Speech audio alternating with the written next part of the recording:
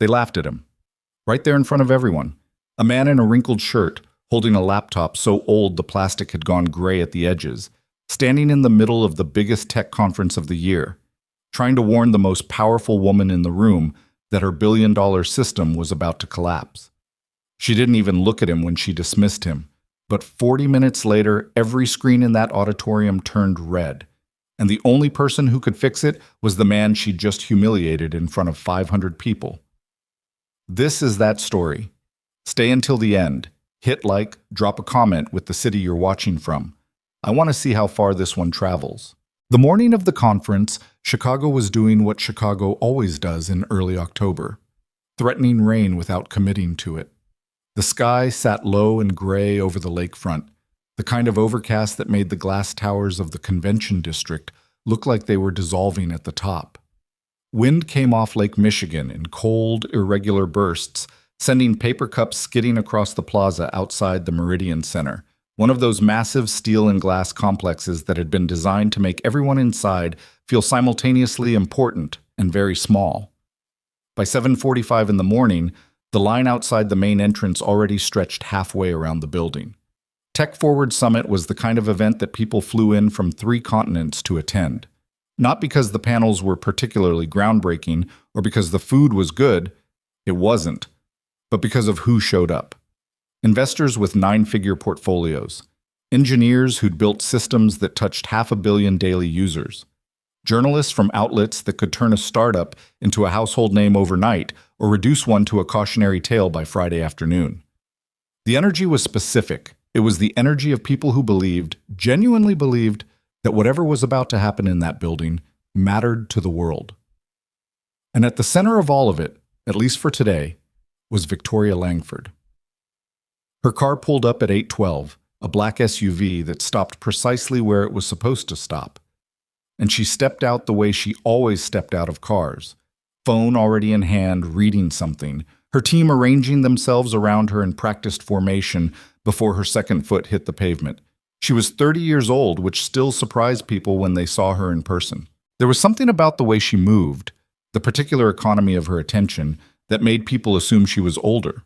She had the posture of someone who had stopped being uncertain about rooms a long time ago. Victoria Langford had founded Nova Mind Systems 7 years ago out of a shared apartment in Seattle, with $40,000 in credit card debt, and a co-founder who quit after 4 months. The company now had 1,100 employees, offices in 4 countries, and a valuation that had crossed the $3 billion mark the previous spring. Its flagship product, an AI-assisted enterprise security platform called Sentinel Core, was deployed across healthcare networks, financial institutions, and government infrastructure in 31 states. When NovaMind talked, people in very serious positions paid close attention. Today was supposed to be the company's biggest public moment yet. A live demonstration of Sentinel Core's newest version, 4.0, in front of the most influential audience the tech industry could assemble. Victoria had been preparing for this presentation for 6 weeks. Her team had rehearsed every segment. The engineers had run stress tests. The marketing department had produced a 12-page brief about anticipated media coverage. She was not thinking about what could go wrong.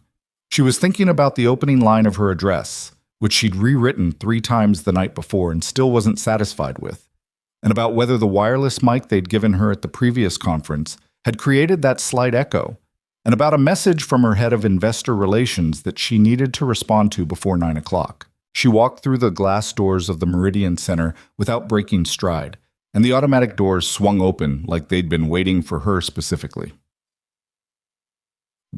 Ethan Carter had been awake since 4:30, not because he wanted to be. His body had simply decided, somewhere around the 3rd year of single parenthood, that sleeping past 5 was a luxury that belonged to a different version of his life. He'd lain there in the dark of his apartment for a few minutes, listening to the particular silence of a building where everyone else was still asleep, then given up and gone to the kitchen. The apartment was on the 4th floor of a building in Pilsen, the kind of neighborhood that real estate listings described as transitional and longtime residents described using words that didn't appear in real estate listings. It was a small place, 2 bedrooms, 1 bathroom, a kitchen that shared most of its square footage with the living room. The walls were thin enough that he could sometimes hear his neighbor's television at night. There were drawings on the refrigerator, held up by magnets shaped like the Chicago skyline, most of them pictures of a man and a small girl with yellow crayon hair. Sophie was still asleep when Ethan made coffee. He checked on her through the cracked bedroom door. 7 years old, face half buried in a pillow, one arm hanging off the edge of the mattress in that completely boneless way children sleep, and then went back to the kitchen table, opened his laptop, and started working. The laptop was a ThinkPad X220, which was not a computer anyone had sold new in quite a long time. The casing had a crack along the left corner that he'd repaired twice with epoxy. One of the rubber feet on the bottom had gone missing. The keyboard had a slight wobble on the G key, but the processor was faster than it looked because Ethan had replaced it himself, along with the RAM, and the machine ran lean because he kept it lean. No unnecessary software, no bloat, just the tools he actually used. He'd been a systems security architect for most of his professional life, not the kind of security professional who gave keynote speeches or appeared on lists of people under 40 to watch. The other kind, the kind who worked in the background, finding the things that weren't supposed to be there, patching the holes that nobody else had thought to look for. He'd spent 6 years at a firm called Kettridge Associates before everything in his personal life rearranged itself in ways he hadn't planned for, and now he worked independently, taking contracts when he could find them, consulting remotely for companies that usually hadn't heard of him, which was fine. He'd registered for Tech Forward Summit 3 weeks ago, after he'd stumbled into something he hadn't been looking for. It had started, the way a lot of his work started, with too much time and a technical curiosity he couldn't switch off. He'd been reviewing some publicly available documentation from Nova Mind Systems, the kind of technical white papers that enterprise software companies publish to establish credibility with buyers. And something had caught his attention, a specific architectural pattern in their described authentication handshake sequence, a particular way that Sentinel Core handled certain types of concurrent session requests. He'd seen that pattern before. He'd built that pattern before. Years ago, during a period of his life he didn't particularly enjoy thinking about, Ethan had developed a security framework for a small infrastructure company called Bastion Logic.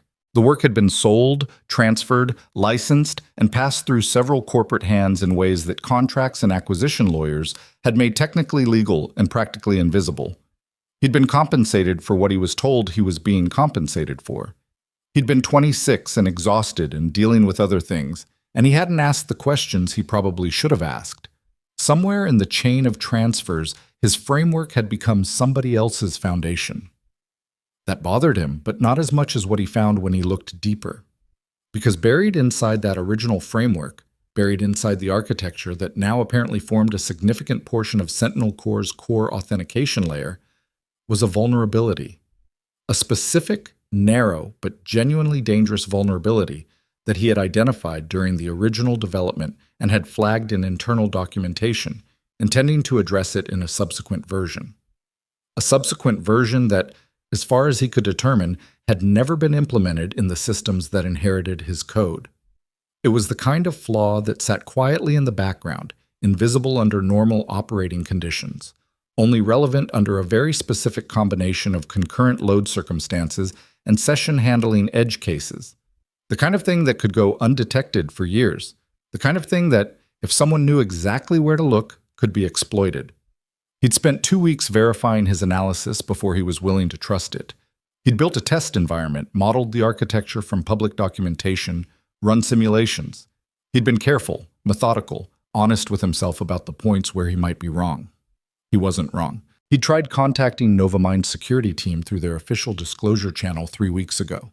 He'd sent a detailed technical report. He'd received an automated confirmation email and then nothing. He'd followed up twice.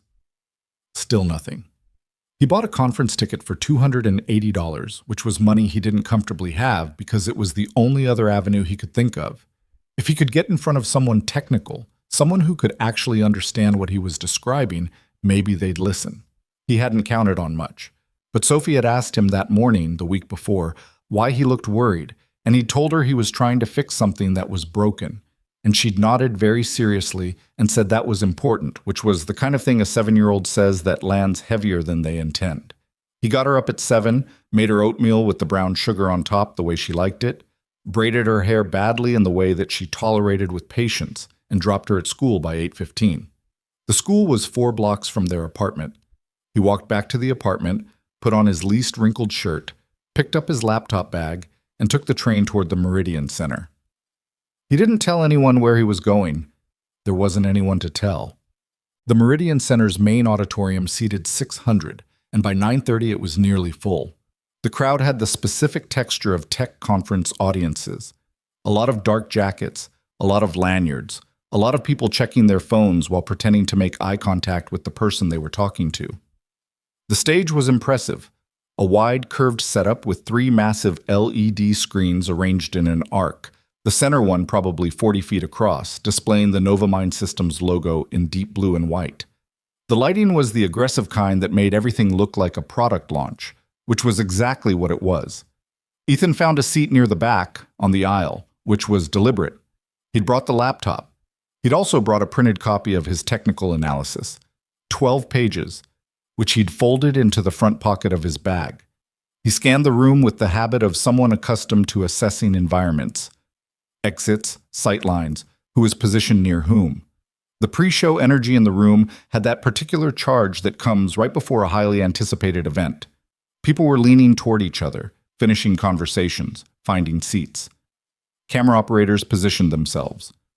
A Novamind PR person he recognized from the company's LinkedIn page moved through the crowd with practiced calm, touching elbows, exchanging brief words with journalists he clearly recognized. At 9:58, the lights dimmed. The screen shifted from the company logo to a slow, abstract animation, the kind that said serious technology without showing you anything specific about what it actually did. Music came up, understated but present. And then Victoria Langford walked onto the stage.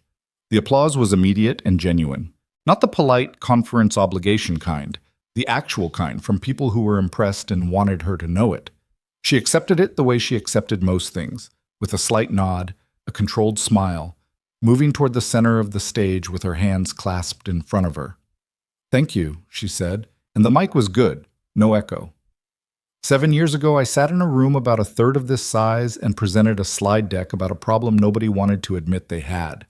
Turns out, people were willing to admit they had the problem once I showed them the numbers. Light laughter from the room. "What we're doing today isn't a slide deck." She turned slightly, gesturing toward the screens. "It's a live demonstration of Sentinel Core 4.0, running on actual enterprise infrastructure in real time. No pre-recorded segments, no controlled scenarios. What you're going to see today is exactly what our clients see every day." In the back of the room, Ethan opened his laptop quietly. He wasn't going to try anything aggressive. He'd made that decision on the train. He was going to watch the demonstration, document what he observed, and try to find a way to speak to someone from the technical team during the break. He had the report in his bag. He had the analysis on the laptop. He was going to be calm and clear and not take it personally if the first person he approached wasn't receptive. That was the plan. The demonstration began. Victoria moved through the first segment smoothly, a high-level overview of the platform's new capabilities, her team having seated the audience with a few enterprise clients who could speak to their experience. She was a good presenter, clear, unhurried, specific enough to satisfy the technical people and accessible enough not to lose the investors. Ethan was barely listening to the words. He was watching the data. He'd opened a packet analysis tool on his laptop. Nothing aggressive, nothing that touched Novamind Systems, purely passive observation of the network behavior visible from within the conference network. He'd been watching for 20 minutes when he saw it. The session handling pattern, the specific concurrent authentication signature he'd been worried about. Under normal load, it was invisible. But the demonstration had scaled up in the last few minutes. They were simulating an enterprise-level load, which was the point, which was impressive. And under that load, the vulnerability was producing exactly the signature he'd predicted. A subtle, irregular pattern in the authentication handshakes. Barely perceptible, but real. His stomach dropped. It wasn't theoretical anymore. He closed the analysis tool, picked up his bag, and moved toward the side aisle. Getting past the first layer of conference security wasn't difficult. He had his badge, he looked purposeful, and the security staff at the side doors were managing crowd flow, not running background checks. The second layer was harder. The area behind the main stage, where the Novamind technical team had set up their equipment, had its own set of handlers. The woman who stopped him was wearing a Novamind lanyard and had the expression of someone who had already turned away 12 people that morning. "I need to speak to someone from your engineering team," Ethan said.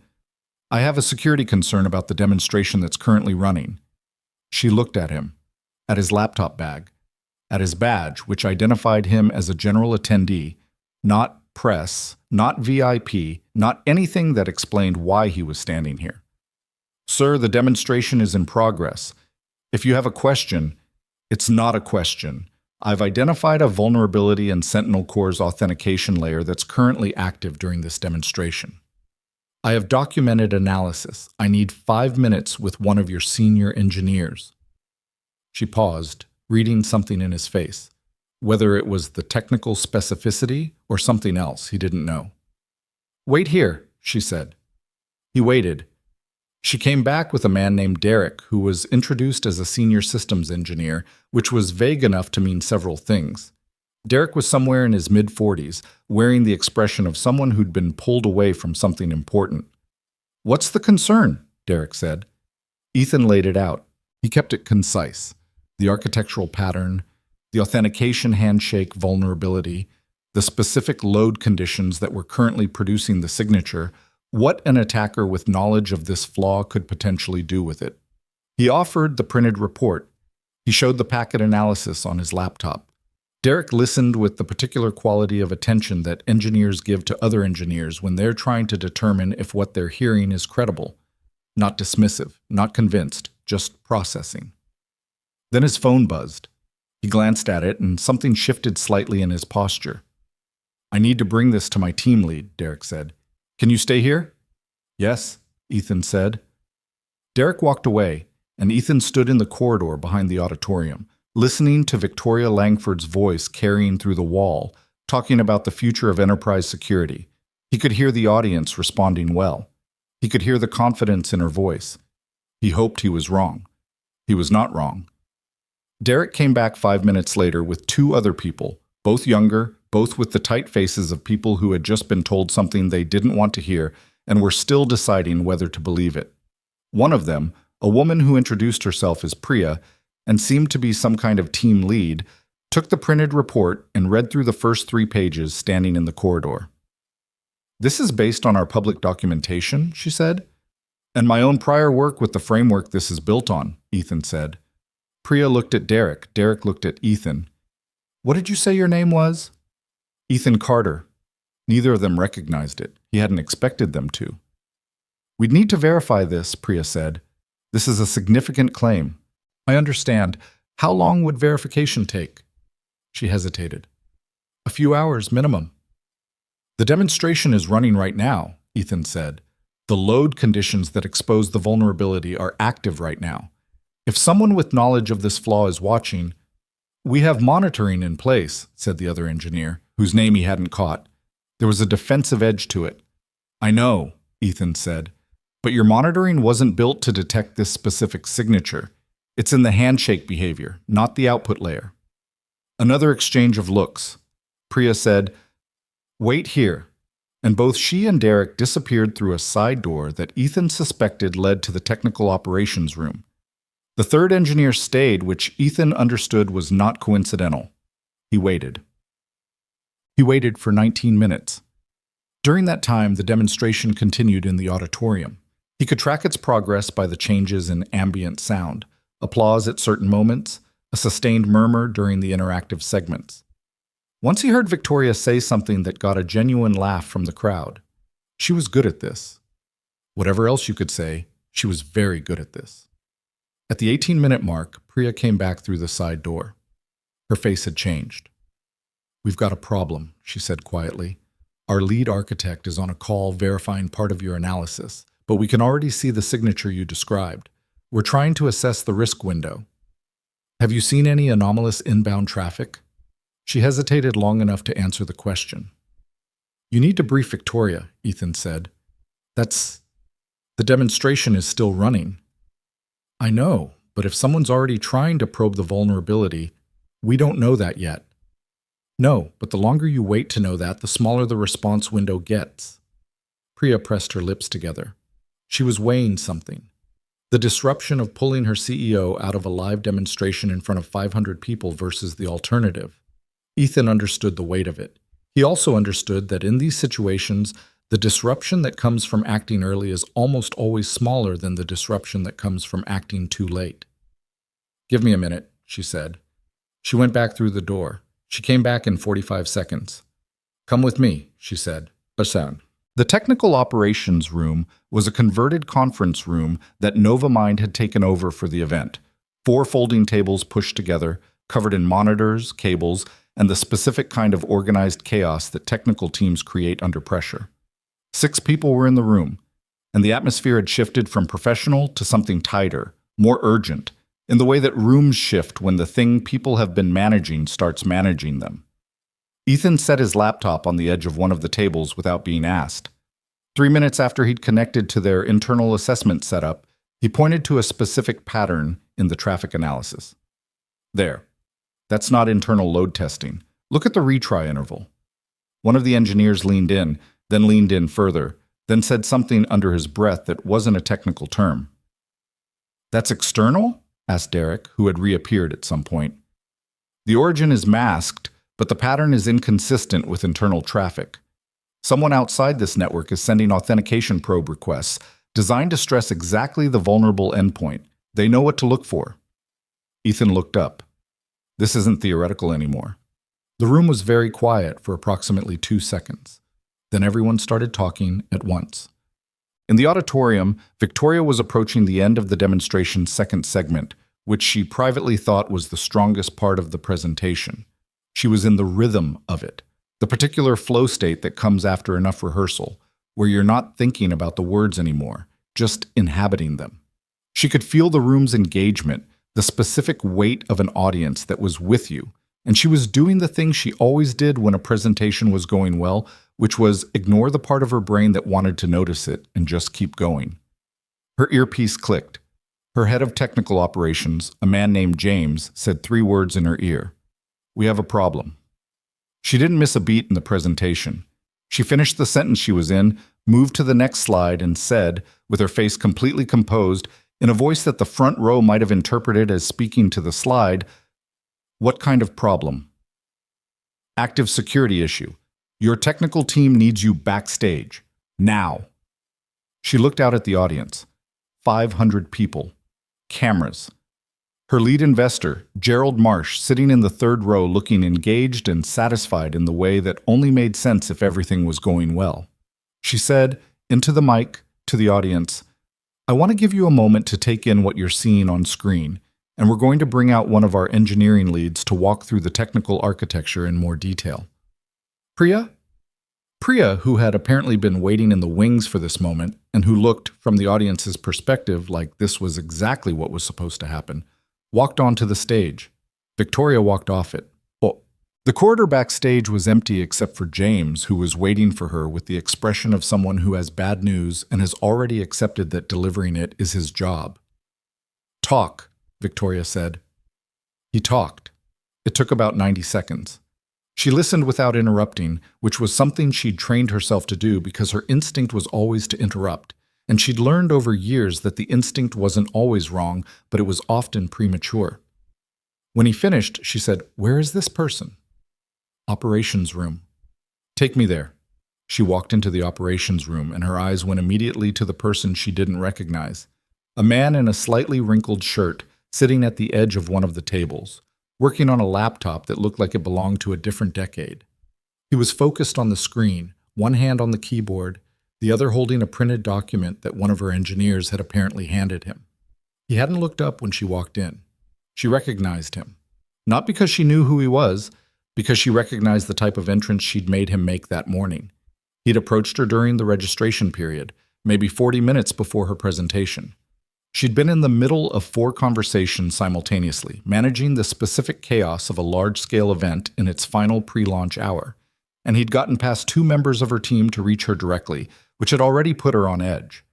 He'd said he had a security concern about Sentinel Core. He'd said it was urgent. He'd been holding a laptop that looked like something from a museum display. She'd looked at him for approximately 3 seconds. She'd said, "I appreciate the enthusiasm, but we have a dedicated security disclosure channel on our website. I'd encourage you to use it." He'd started to say something about having already used it, and she'd already turned away. She'd been dismissive. She'd been efficient about being dismissive, which was in some ways worse. And now he was sitting in her technical operations room, and her engineers were watching him work with the particular quality of attention that they gave to someone who was demonstrating something they hadn't seen before. She crossed the room and stood at the edge of his sight line. He looked up. "I owe you an apology," she said. "I was dismissive earlier. That was wrong of me." He looked at her for a moment. His expression wasn't hostile, wasn't pleased, wasn't performing anything. It was just steady. The face of someone who had gotten through enough difficult things that the minor ones had stopped requiring a reaction. "Okay," he said. "Can you tell me what we're dealing with?" He told her. Clearly, precisely, without dramatizing it or softening it. She asked 3 questions, and he answered them directly. She asked a 4th question, and he pulled up something on his laptop to show her. "How long do we have," she said, "to patch it properly?" "Weeks of development work. To close the immediate attack surface." He looked at the clock on his screen. "Probably 20 minutes before whoever's probing this finds the angle they're looking for. Maybe less." She looked at her engineers. They looked back at her. "What do you need?" she said. He looked at her with the same steady expression. "Access to the authentication service configuration, admin credentials for the load balancer, and for everyone to get out of the way for about 15 minutes. The room was quiet. She said, "Give him what he needs." What happened in the next 17 minutes was something that the engineers who witnessed it would describe differently depending on who they were talking to. Some of them underselling it because they didn't want to admit they'd been outthought. Some of them overselling it because the story was better that way. The truth was somewhere in the specific middle that technical realities always occupy. Ethan didn't fix the vulnerability. He couldn't fix it in 17 minutes. It would take weeks of careful architectural work to address the root issue properly, and anyone who told you otherwise was either confused or lying. What he did was isolate it. He found the 3 specific authentication endpoints that the external probe was targeting and implemented a temporary configuration change that rate-limited those endpoints to the point where the specific attack pattern became computationally impractical. It wasn't elegant. It wasn't a long-term solution. It would create some degraded performance in certain edge case scenarios. But it closed the window. He did it the way people do things they've done before, with the specific economy of motion that comes from deep familiarity. Not fast in a showy way, but efficient in the way of someone who knows exactly where to reach without looking. He talked through what he was doing as he did it, not for any audience, just because it was how he worked through problems, and a couple of the engineers quietly pulled up their own screens to follow along. At the 17-minute mark, the external probe traffic stopped hitting the endpoints. One of the engineers let out a breath that he'd probably been holding for several minutes. "Is that it?" someone said. "For now," Ethan said. He sat back, looked at what he'd done, looked at it again with the reflexive second checking of someone who didn't trust himself to be right without verifying. Then, "Yes, for now." Well, in the auditorium, Priya had done something impressive. She'd carried 30 minutes of technical deep dive content with enough detail and coherence that the audience, which included people who absolutely would have noticed if something was wrong, had not noticed anything was wrong. It was one of the more impressive performances under pressure that several of the journalists present had ever watched without knowing they were watching it. When Victoria walked back onto the stage, the transition was smooth, natural, the kind of thing you could only pull off if you'd been doing this long enough to know that audiences, even smart ones, mostly follow the energy in the room, and the energy Victoria Langford projected walking back onto that stage was the energy of someone who was exactly where she was supposed to be. She finished the demonstration. The applause at the end was strong. The Q&A went well. Gerald Marsh from the 3rd row asked the first question, which was long and favorable and functioned more as a public endorsement than an inquiry. None of the 500 people in that room knew how close it had been. Afterward, backstage, with the crowd noise filtering through the walls and the catering team starting to set up for the reception outside, Victoria found Ethan in the corridor. He was packing his laptop back into the bag with the same unhurried efficiency he brought to everything. Sophie had school pickup at 3:15. It was 11:42. He had time, but not a lot of it if he was going to eat something first. "I'd like to have a proper conversation," Victoria said. "Not today, but soon." He looked at her. "About what?" "About a lot of things." She paused. "Including the framework your work appears to be built into." He went very still. "You know about that," he said. "I just found out about it," she said, and she said it in a way that was clearly not making excuses, just stating a fact. "I'd like to understand it." He studied her face for a moment, the same unhurried assessment he'd applied to the packet analysis, to the traffic patterns, to everything. He was trying to determine if she meant it. She met his gaze without flinching. She'd learned, in 7 years of building something real, that the moments that actually mattered were the ones where you didn't look away. "All right," he said. He picked up his bag, nodded once, and walked toward the exit. Victoria watched him go. Around her, her team was already moving, already pivoting to the next thing, the reception and the press and the investor conversations that would shape the next 6 months. She let them move. She stood still for a moment longer than she usually allowed herself. She was thinking about 3 seconds. The 3 seconds she'd looked at him this morning before turning away. 3 seconds was not very long, but it had been long enough to make a judgment based on nothing but a wrinkled shirt and an old laptop. And she was someone who prided herself on not doing things like that, which meant this was going to sit with her for a while. She was okay with that. It was supposed to sit with her. She turned and walked toward the reception where 500 people were waiting to tell her how well it had all gone. She let them. The reception lasted 2 hours, which was 1 hour and 40 minutes longer than Victoria would have chosen if she'd been given a choice. She wasn't given a choice. These things had their own momentum. The conversations that had to happen, the hands that had to be shaken, the careful navigation of who needed to feel important and in what sequence. Gerald Marsh wanted 15 minutes that turned into 30. A journalist from a technology publication she respected asked 4 sharp questions that she answered carefully, aware that careful wasn't the same as guarded, even though it sometimes looked that way from the outside. 2 enterprise clients who'd flown in specifically for the demonstration wanted to debrief, and she gave them the version of the debrief that was true without being complete, which was the version that the situation required. Through all of it, the back of her mind was doing something she couldn't entirely control, which was replaying the 40 minutes in the operations room. The traffic analysis on that old laptop. The way Ethan had talked through what he was doing as he worked, not performing for anyone, just thinking out loud in the particular register of someone who'd spent years working alone. The specific patience of his explanations, which hadn't been condescending, hadn't been the patience of someone dumbing things down, but the patience of someone who understood that the fastest way through a complicated thing was to be clear. She'd built a company staffed with smart people. She knew what smart looked like from close range. She knew the difference between someone who was performing competence and someone who actually had it, because she'd hired enough of both over 7 years to recognize the tells. Ethan Carter had it. He had it in the particular quantity that was rare enough to be notable even in rooms full of people who were technically excellent. She thought about the 3 seconds again. She thought about the look on his face when she'd turned away. Not wounded, not angry, just absorbing it. The look of someone who'd absorbed that kind of thing before, and had developed not a callous exactly, but a kind of managed relationship with disappointment that let it pass through without stopping. That bothered her more than the dismissal itself. By the time the reception wound down and her team began the particular organized dismantling of a large-scale event, the collecting of equipment, the coordination with venue staff, the tracking of who needed to be thanked and how, it was past 2 in the afternoon.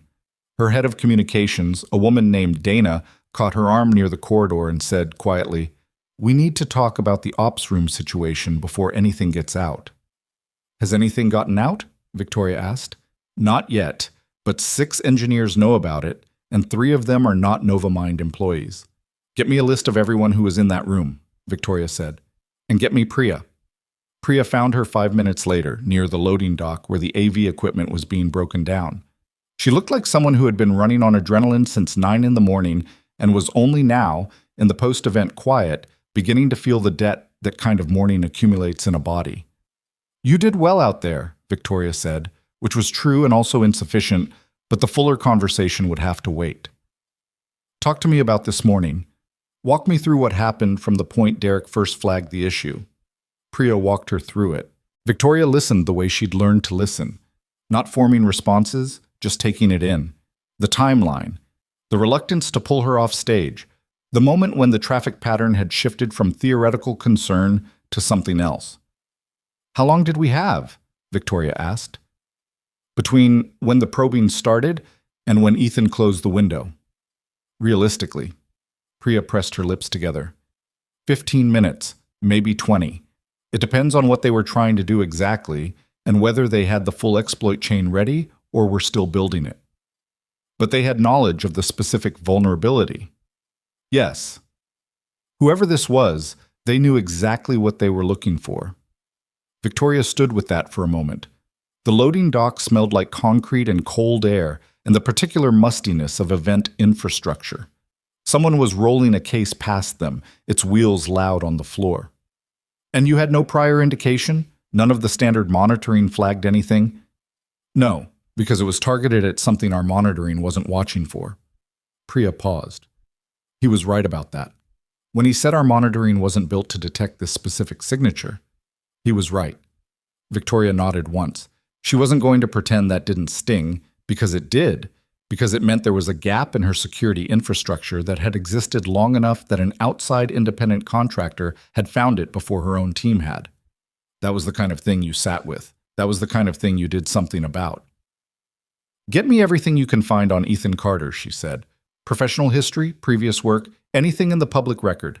And I want to understand the licensing chain on that authentication framework. Everything about how it ended up in Sentinel Core. Priya made a note. That last part might take some time. Legal will need to be involved. Get legal involved then. She walked back inside and the rest of the afternoon dissolved into the logistics of post-event management.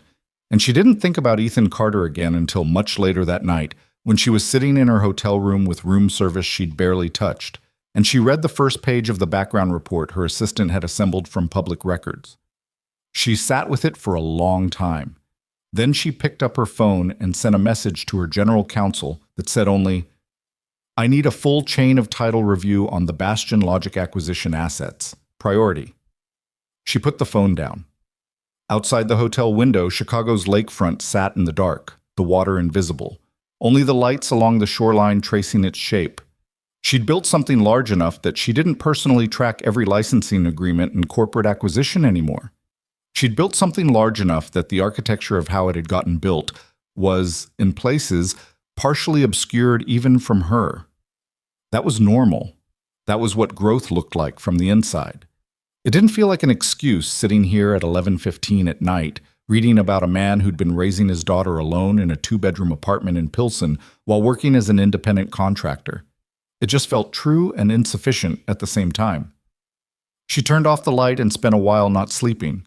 The morning after the conference had its own specific weight, not the sharp weight of the crisis itself, but the duller, more persistent weight of what came after. The accounting, the conversations that had been deferred, the things that now had to be addressed. Her team was scattered across 2 floors of the same hotel, and the first meeting started at 8, which meant she'd been up since 6:30 working through email that had accumulated while she'd been on stage or in the operations room or managing the reception.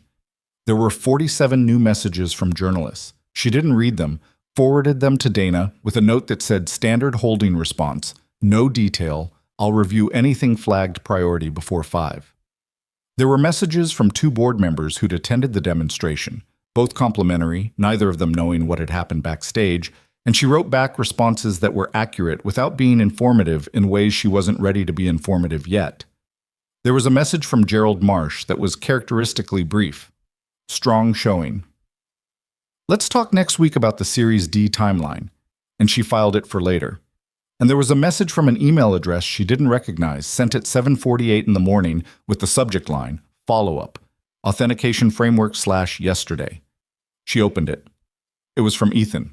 The message was 4 paragraphs, and it was written the way he apparently did everything, without embellishment, without strategic positioning, just directly. He said he wanted to make sure the temporary mitigation he'd implemented was documented and understood, because it had limitations that her team needed to be aware of. He'd attached a brief technical summary, 2 pages. He said there were 3 additional edge cases in the authentication layer that weren't part of the immediate vulnerability, but that he'd noticed while working through the configuration, and he'd included those in the summary as well. He said he was available if they wanted to discuss further, and he included a phone number. The last paragraph said, "The underlying architecture issue is going to require significant remediation work. I want to be clear that what I implemented yesterday is a temporary measure, not a fix. I'd recommend treating it as an emergency stabilizer and beginning proper remediation planning as soon as possible. If it would help, I'm willing to outline what that process would look like. No mention of compensation, no mention of the framework or his prior work, no strategic positioning of any kind. Just a man who'd identified a problem, helped stop an immediate crisis, and was now, the morning after, making sure the people responsible for the system understood what they were still dealing with." Victoria read it twice. Then she forwarded it to Priya with a note. "Please review the technical summary and confirm accuracy. I want to set up a call with him this week." She set the phone down and looked at her calendar for the day, which was dense with the specific density of a major event's immediate aftermath. There were debrief meetings, press strategy sessions, a call with the engineering leadership about the remediation timeline that would need to happen now that there was a remediation timeline to discuss. There was a conversation she needed to have with her head of security about why the vulnerability disclosure channel had failed, about why a man who'd submitted a detailed technical report 3 weeks ago had received nothing but an automated acknowledgement. That conversation was going to be uncomfortable. She scheduled it for 10 o'clock, which put it early enough that she couldn't spend the morning dreading it. The uncomfortable conversations were the ones you had first. She'd learned that the hard way. The 10 o'clock meeting was with her head of security infrastructure, a man named Robert Calloway, who had been with Novamind for 4 years and was, by every objective measure, excellent at his job. He was also, like most people who were excellent at their jobs, not particularly accustomed to being wrong about things within his domain, and the particular flavor of his discomfort in the first 5 minutes of the meeting was the discomfort of someone managing that unfamiliarity in real time. She didn't make it harder than it needed to be. She laid out what she knew, asked the questions she needed answered, and listened to his responses with the same quality of attention she'd brought to every conversation in the last 18 hours. The disclosure submission came in on the 17th, he said. He'd come prepared with the documentation, which she'd expected. Robert was the kind of person who came prepared. It was flagged as medium priority by the automated triage system. Why medium priority? Because it referenced a theoretical vulnerability based on public documentation, with no demonstrated proof of concept. The automated triage weights those lower than reports that include active exploit evidence. He included a detailed technical analysis, 12 pages. Yes, but without a proof of concept demonstration, the triage system, Robert. She said his name without sharpness, but also without softness. The triage system is a tool we built to manage our workflow. It's not making decisions. People are making decisions. Who reviewed the submission after triage? A pause. It went to the junior disclosure queue. The analyst who handles that queue reviews a high volume of submissions. Some percentage of those are credible, most aren't. And without a proof of concept, okay, Victoria said, I understand the workflow. I understand why it happened the way it happened within the existing system. What I need to understand is what we're going to change. That was the conversation. They spent 40 minutes on it, and by the end they had an outline of 3 specific process changes. A faster escalation path for submissions that included detailed architectural analysis, a requirement for human review of all disclosures within 48 hours regardless of automated triage, and a new threshold definition for what constituted sufficient evidence for priority elevation. Robert left the meeting looking like someone who'd been through something uncomfortable and was privately reassessing his relationship with comfortable assumptions, which was exactly the outcome she'd been aiming for. She had a glass of water and 4 minutes before the next meeting. During those 4 minutes, she thought about the junior analyst who'd handled Ethan's submission. She thought about an inbox full of security disclosures from people who ranged from genuinely insightful to actively delusional. And she thought about the specific difficulty of telling those apart at high volume without the time or resources to go deep on any single submission. She thought about all the ways that reasonable systems, built by reasonable people, produce unreasonable outcomes when the inputs don't match the assumptions the system was designed around. She wasn't going to fire the analyst. She'd built the system that failed. The analyst had operated within it. That was the uncomfortable truth under the uncomfortable truth, and she sat with it for 3 of the 4 minutes before the next meeting began. The engineering leadership call happened at 1 o'clock and lasted 90 minutes, which was longer than she'd planned but shorter than it could have been. Priya was on the call, along with the lead architect, a quiet man named Simon, who had the particular habit of not speaking until he was certain about what he was going to say, which meant that when he spoke, people paid attention. The external security consultant they retained for major assessments was also on the call, patched in from somewhere that sounded like an airport. The temporary configuration Ethan implemented is holding, Priya said in the first 10 minutes. We've seen no further probe activity against those endpoints, but it's creating some latency in the authentication flow for sessions above a certain concurrent load threshold. Nothing that affects standard enterprise use, but we need to be transparent with clients if they're running edge case load profiles. Draft a client advisory, Victoria said. We'll review it before it goes out. Frame it as a proactive enhancement, because that's what we're going to make it. We're going to use this as the starting point for a proper remediation. And by the time clients hear about this, I want us to have a timeline for that remediation that we can include. Realistic timeline on proper remediation, Simon said, with the specific flatness of someone who is about to give you a number you didn't want, is 8 to 12 weeks, minimum. The authentication layer is load-bearing across multiple dependent systems. You can't just replace it. You have to rebuild it in place. 8 weeks, Victoria said. That's the optimistic end, Simon said, and it assumes we bring in additional engineering resources. We'll bring in additional resources. What else do we need to make 8 weeks achievable? The conversation went on. Victoria tracked it, steered it, asked the questions that kept it moving toward actionable conclusions rather than useful but indefinite deliberation. By the end of the call, they had a plan. Rough, provisional, dependent on things that hadn't been confirmed yet, but a plan.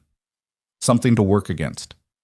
After the call, she sat for a moment with the notepad where she'd been keeping track of open items. Most of the things on it now had names next to them, people responsible for the next step. There were 2 items that didn't have names yet. One was the chain of title review on the Bastion Logic assets. The other was Ethan Carter. She underlined both of them.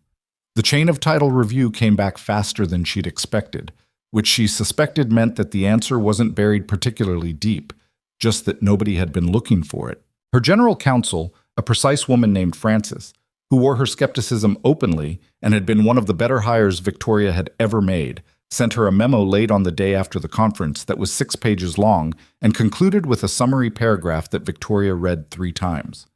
The Bastion Logic acquisition, which Novamind had inherited through its acquisition of a company called Petra Systems 18 months ago, had included a portfolio of security framework assets originally developed by a contractor identified in the original licensing agreement as EC Systems Consulting.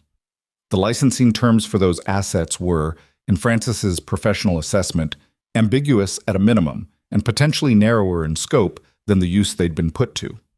The original developer's compensation under the agreement appeared to reflect a limited-use licensing arrangement rather than a full rights transfer, which meant that the way the framework had been incorporated into Sentinel Core's core architecture might not be fully covered by the original terms. Might not be. Frances was careful with language like that, which meant that when Frances used might not be, she meant probably isn't. Victoria read the summary paragraph a 4th time, set the memo down, and looked at her office wall for a moment. Her office was in Novamind's Chicago presence, a small working space they maintained for when leadership was in town, and the wall had a window that looked out onto a side street, which was not particularly scenic, but which gave her something to look at that wasn't a screen. EC Systems Consulting, Ethan Carter.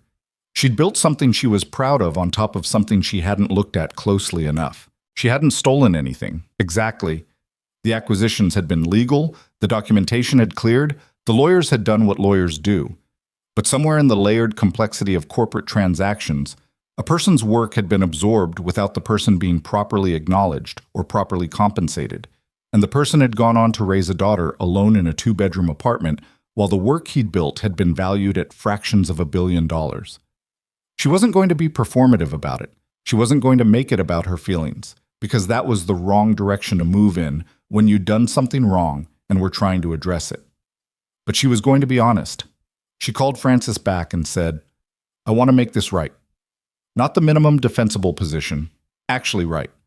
Walk me through what that looks like." Francis, to her credit, didn't sound surprised. "It starts with an honest valuation of the framework's contribution to Sentinel Core's commercial value," she said. "That's going to require a third-party assessment. Then it depends on what Mr. Carter actually wants, which is a conversation you're going to need to have with him directly." "I know," Victoria said. "Schedule the third-party assessment. I'll handle the conversation." She'd been saying that for 2 days, and she meant it, but there was something about the actual making of that call that she'd been postponing in the way that you postpone the conversations that matter most, because those are the ones where you can't rely on preparation alone, where you're going to have to be present in a way that planning can't substitute for. She finally called him on a Thursday afternoon, 4 days after the conference. He answered on the third ring. In the background, she could hear what sounded like outdoor noise, wind, a distant car, the ambient texture of a city street. "Is this a bad time?" she said. "I've got about 10 minutes, he said. "Sophie gets out at 3:15. She glanced at her watch. 3:02. "I'll be brief," she said. "I want to meet, in person. There are some things I'd like to discuss with you that I don't want to do over the phone." A pause. "What kind of things?" She could have been strategic about it. She could have kept it vague, managed the reveal, chosen the framing carefully. She'd spent 20 years since she was an undergraduate learning how to manage reveals and choose framings carefully, and it had served her well enough that she now had 1,100 employees and a company worth $3 billion. She didn't do any of that. "The licensing history on the Bastion Logic framework," she said. "Your prior work. How it ended up in Sentinel Core, and what that means and what we're going to do about it." Another pause. Longer this time. "All right," he said. "Next week? I can come to you. It doesn't have to be formal. Next week is fine." She could hear something shift in the background noise. A school bell, or the sound of a door, or just the street changing its texture in some way. "I'll text you an address." "Thank you," she said. He'd already hung up. She sat with the phone in her hand for a moment, looking at nothing in particular. It was a strange feeling, being 30 years old, having built something that 3,000 journalists and analysts had written about, having sat in rooms with people who ran countries, and feeling genuinely uncertain about a conversation with a man who'd asked for 10 minutes because his daughter was getting out of school. Strange, but not unwelcome. She'd learned to be suspicious of the conversation she felt too comfortable about. Priya knocked and came in without waiting, which was their usual arrangement, holding a tablet with the remediation plan update. "Simon wants to know if you've decided about the additional engineering resources." "Yes. Bring them in, whatever Simon needs." Priya made a note. "Also, the background research you asked for on Ethan Carter, I had our team go a little deeper." "And?" "He was pretty well regarded in the industry about 6 years ago. Before the contracting period, he had bylines in 2 security research publications, one of which is fairly well read. One of the senior engineers on our team actually cited one of his papers in a conference presentation 3 years ago." She paused. They didn't know it was him, in the operations room, until afterward. Victoria absorbed that without comment. It was the kind of detail that was small on its surface and larger underneath. An engineer on her team had cited this man's research without knowing he was the same person who'd shown up with an old laptop and been dismissed. "Is that everything?" she said. "One more thing. He submitted another follow-up email this morning. Just technical notes. more observations about the authentication layer, 2 more potential edge cases he wanted flagged. No ask attached to it. Victoria took the tablet and read the summary Priya had pulled. It was 3 bullet points, clean and specific, the kind of notes that required both expertise and a particular kind of professional conscientiousness to generate. The willingness to spend your own time on someone else's problem after the emergency is over, and there's no external pressure keeping you engaged. She handed the tablet back. Make sure Simon has these. Already done. After Priya left, Victoria went to her window again, the one looking out on the unremarkable side street. A woman was walking a dog past the building. A delivery truck was double parked at the corner. Normal city sounds, normal city textures, the ordinary continued existence of the world outside. She thought about something Robert Calloway had said during their meeting, almost offhandedly, almost not worth noting. The automated triage system flags most submissions from individual contractors as lower priority. The volume of noise in that category tends to be high. The volume of noise, meaning there were a lot of people who didn't look the way you expected expertise to look. And so the system had learned, had been designed to give them less attention. And most of the time, that filtering worked out fine, because most of the time the system's assumptions were approximately right. And then sometimes a man showed up with an old laptop and was approximately the only reason her platform was still standing. She'd built the system. She was responsible for the assumptions baked into it. That was the reckoning she was going to have to sit with longer than a week, longer than a month, longer than the remediation timeline Simon had laid out on the call. The phone on her desk buzzed. Dana, about the press response to the conference coverage, which had been largely positive and contained no indication that anyone in the media had detected what had happened behind the scenes. Standard conference coverage, the product demonstration, the new capabilities, a few quotes from enterprise clients, a mention of the Q&A. She'd gotten lucky. She knew she'd gotten lucky. The luck had a name, and his daughter got out of school at 3:15, and he'd sent follow-up notes that same morning without anyone asking him to. She picked up the phone and started the next thing. But for the first time in a long time, she was already thinking about what she needed to change, not just what she needed to do.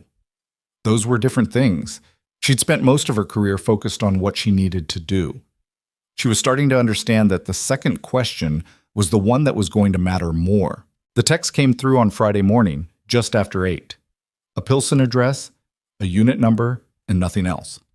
Victoria saved it to her contacts under his name and put her phone face down on the hotel desk, where she'd been working since 6:30, because Chicago was 2 hours behind her body's internal clock, and she'd stopped fighting that particular battle sometime during her 3rd year of cross-country travel. She had 4 days until the meeting. 4 days was enough time to do this wrong. She was aware of that. She'd watched herself do things wrong in the specific way that capable people do things wrong, not through carelessness, but through the application of the wrong kind of capability to the situation.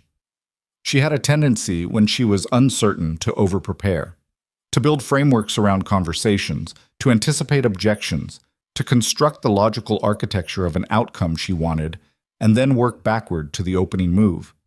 It had made her very effective in negotiations.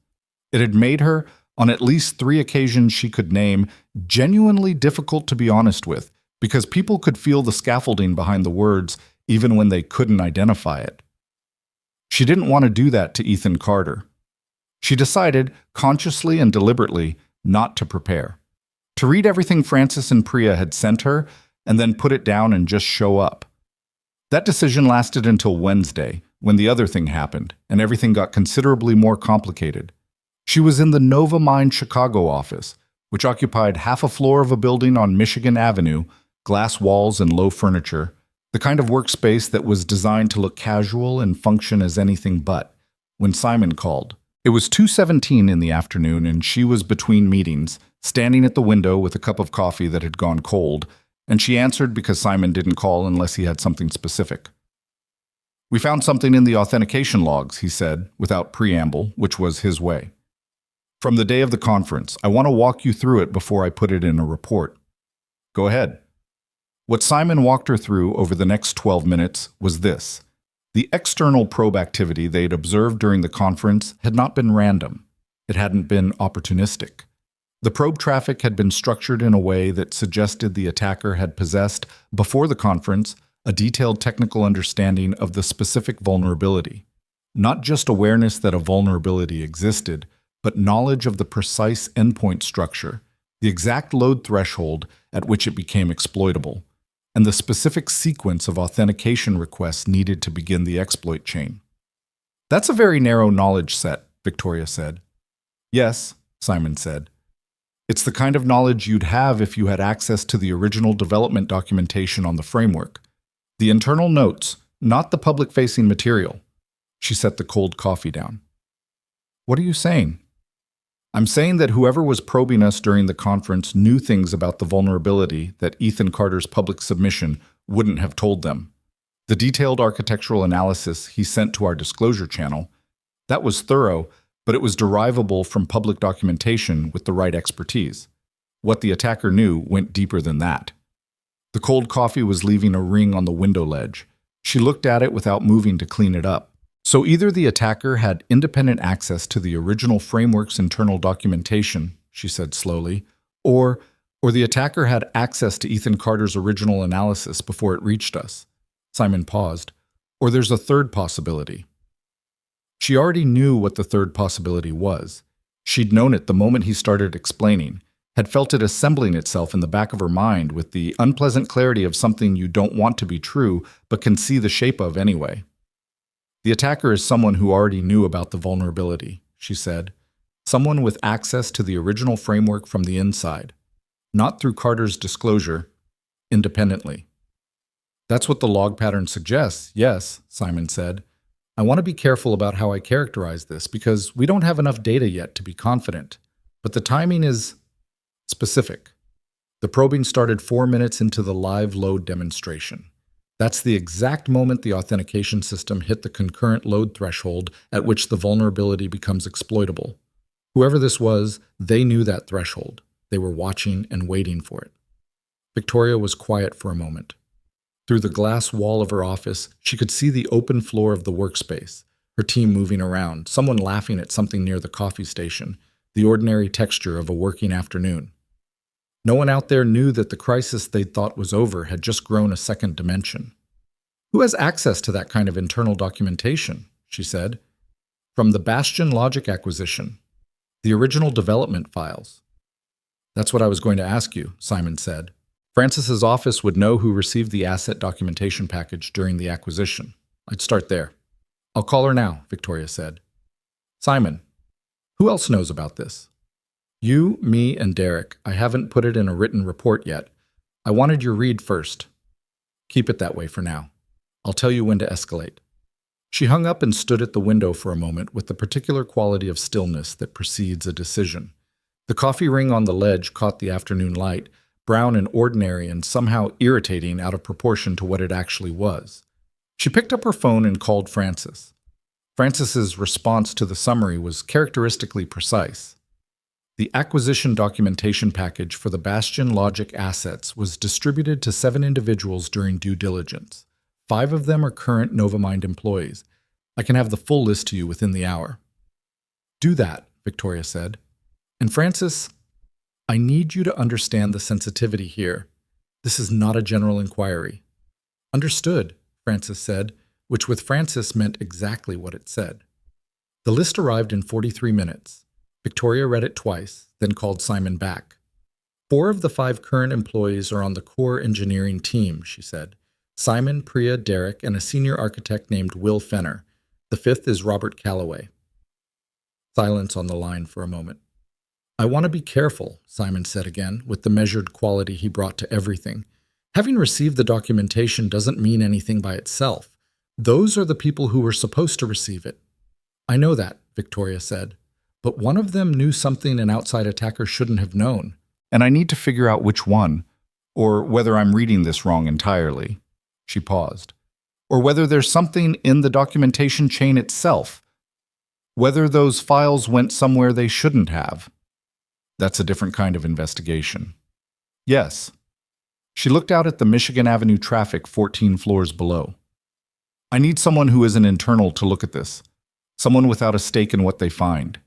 She knew, before she finished the sentence, who she was going to ask. The walk from the Michigan Avenue office to Pilsen took 40 minutes by train or 25 minutes by car when the traffic cooperated, which it did not always do on a Thursday afternoon in October.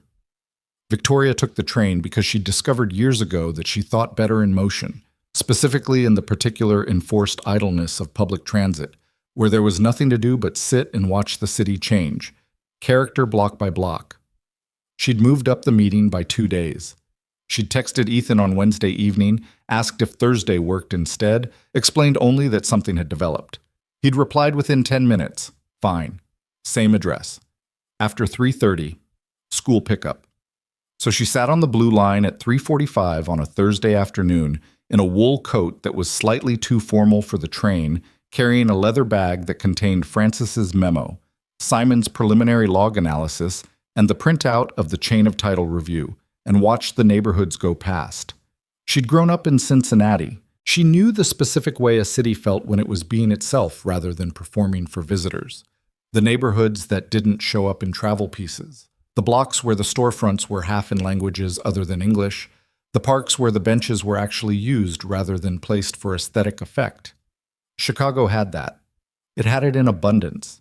She'd spent enough time here over the past 2 years that she'd started to recognize which version of the city she was looking at as the train moved, and Pilsen, when it arrived outside the window, had the specific texture of a neighborhood where people actually lived rather than passed through. She walked 3 blocks from the station to the address he'd texted her. The building was a 4-story walk-up, brick, the kind that had been there long enough to have settled into itself. The buzzer panel by the front door had several labels in different handwriting, indicating that the residents hadn't all moved in at the same time. She found his unit number and pressed the button. His voice came through the intercom after a few seconds. "Come up, 4th floor." The lock buzzed. The stairwell smelled like cooking, something with garlic from one of the lower floors. And the carpet on the stairs was the kind of commercial-grade material that had been put down for durability rather than aesthetics. She climbed to the 4th floor and found him waiting in the doorway of his unit, still in what she suspected were his school pickup clothes. Jeans, a plain gray sweater, the kind of practical, unthought-about outfit that people wear when they're not performing anything. He looked different outside the context of the conference, less like a person navigating hostile territory, which was probably because he was on his own ground. "Thanks for moving it up," she said. "Come in," he said, and stepped back from the door. The apartment was small in the way that she'd imagined from the background research, but the smallness had been organized intelligently. The furniture was minimal and positioned for actual use rather than appearance. There were bookshelves that were genuinely full, and the kitchen table had been partially cleared, she suspected specifically for this meeting, though one end still had a child's drawing on it, bright crayon colors not quite finished. Sophie was not there, which Victoria registered before she registered anything else about the room. She was somewhere else, a neighbor's apartment, perhaps, or the after-school program. And the absence of the child was a specific kind of absence, one of those presences that was also an absence that parents managed constantly, the awareness of a person even when that person wasn't in the room. There was no art on the walls except for the refrigerator, which was covered. A laptop on the kitchen counter, not the ThinkPad from the conference, a newer one, though not new. A coffee maker that looked well used. "Coffee?" he said. "Please." He poured 2 cups without asking how she took it, then looked at her. "Black is fine," she said. He handed her a mug and sat down at the kitchen table. She sat across from him and put her bag on the floor beside the chair. The drawing at the end of the table was of 2 figures, a tall one and a small one with yellow hair, standing in front of something that might have been a building or might have been a tree, rendered with the confident inaccuracy of a child who knew exactly what she meant to draw. "So," Ethan said, wrapping both hands around his mug. "What developed?" She told him. Not the licensing question first. She'd planned to lead with that, but the thing that had developed on Wednesday was more urgent, and she'd made the decision not to sequence this strategically, so she told him in the order of actual priority. The log analysis. What Simon had found. The implication that whoever had probed the system during the conference had possessed knowledge that went beyond what was derivable from public documentation. He listened with the kind of listening she'd noticed at the conference, attentive but not reactive, the specific quality of someone who could hold new information without immediately reaching for a response. When she finished, he said, "That's not a small thing." "No?" she said. "What did the retry intervals look like in the probe traffic? Simon mentioned them in his preliminary. I got copied on it." She looked at him. "He copied you?" "I asked him to keep me in the loop on anything related to the authentication issue, and he said he would. He said it without apology or explanation, just as a fact. Is that a problem?" "No," she said, and meant it, though it had caught her off guard. "What do you make of the retry intervals?" "They're too consistent," he said. "Random probe traffic has natural variance. These are too clean, too regular. That's either an automated tool that's been specifically tuned or someone who's been very careful about scripting the requests." He turned his coffee mug slowly on the table, not looking at it, thinking. The threshold timing bothers me more. Hitting at 4 minutes into the elevated load, that's not someone who tested the threshold theoretically. That's someone who knew the exact number. Can you tell, from the log data, whether this was someone who had the original internal documentation? He was quiet for a moment. "Not conclusively. But I can tell you what I'd look for. If they had the original development notes, there's a specific implementation detail in the session ID generation that would only be visible in the code comments. It doesn't appear in the architectural documentation. It doesn't appear in the public white papers. If the probe traffic is designed around that detail specifically, then yes, they had something internal. Can you look at the log data?" He looked at her steadily.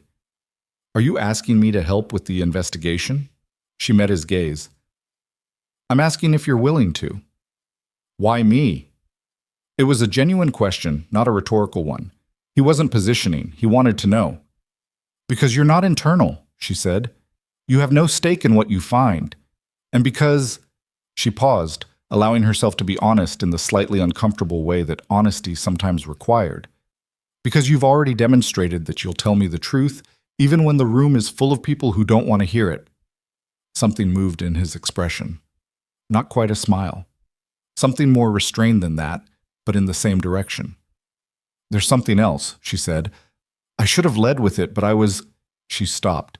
"I was doing the thing where I sequence information strategically, and I told myself I wasn't going to do that." He waited. She picked up the folder from her bag.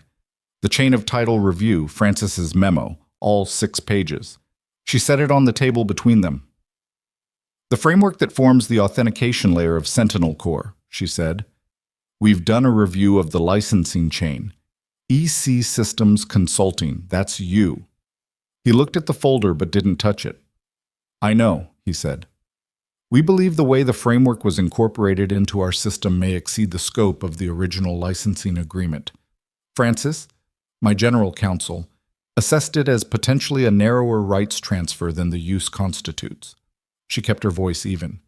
"Which means we owe you a conversation, at minimum, and depending on the outcome of a formal valuation, probably considerably more than a conversation."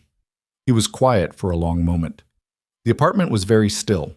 Somewhere in the building, she could faintly hear a television from another unit. "I tried to address it through the acquisition channel," he said. "When Petra Systems bought the Bastion Logic assets, I sent a letter to the acquiring company's legal department." "What happened?" "I got a letter back from a paralegal that cited the original licensing terms and said the acquisition was fully compliant." He said it without particular bitterness, just the fact of it. "I didn't have the resources to pursue it further." Victoria looked at her coffee mug. It was a plain mug, blue, slightly chipped on one edge. "I'm sorry," she said. He didn't say anything. "Not as a liability management statement," she said. I'm actually sorry. I should know where my company's foundations come from. I didn't look closely enough, and that's mine to own." He looked at her for a moment, the same steady assessment she'd noticed before, trying to determine what he was actually looking at. Then he picked up the folder and opened it. She let him read. She drank her coffee, which was good. Strong, not bitter. The coffee of someone who made it every morning and had worked out over time exactly how it should taste.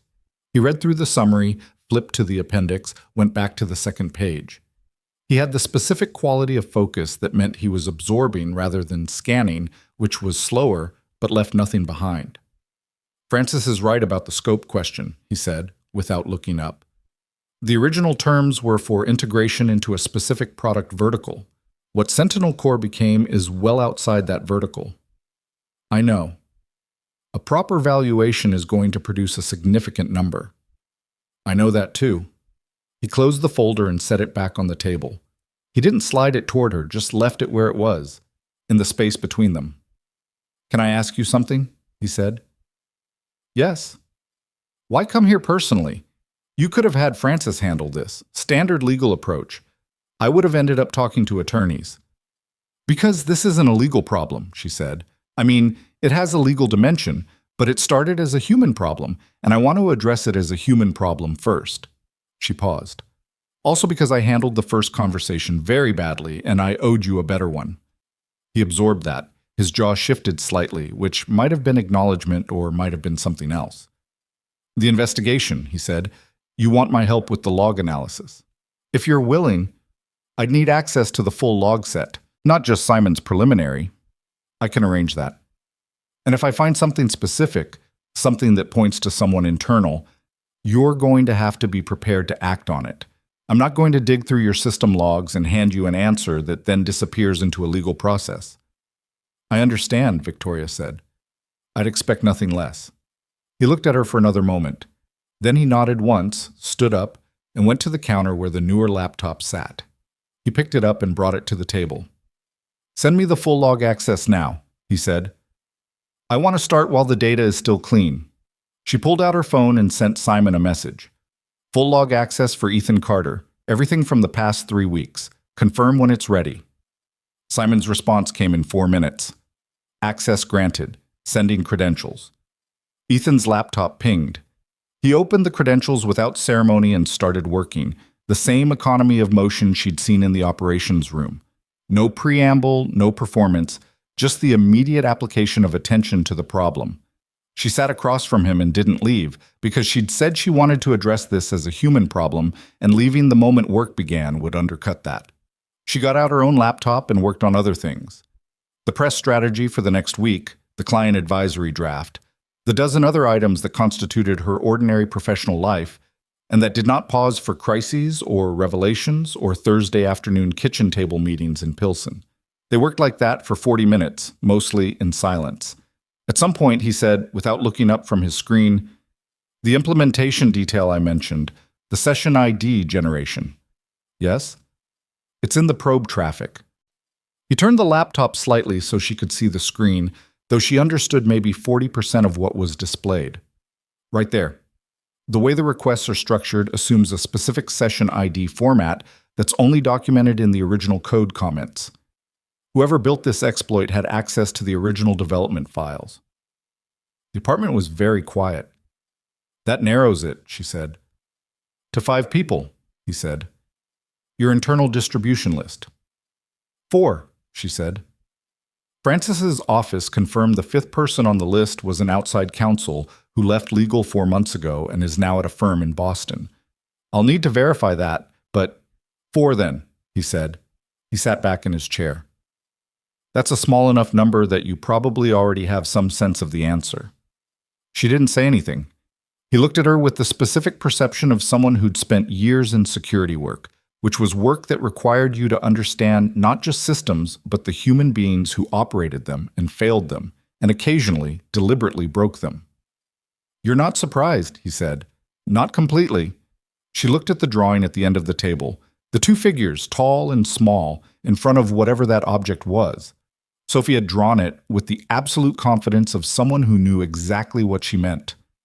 There's one person on that list, Victoria said carefully, whose access pattern in the past 6 months has been irregular. I noticed it for different reasons unrelated to this.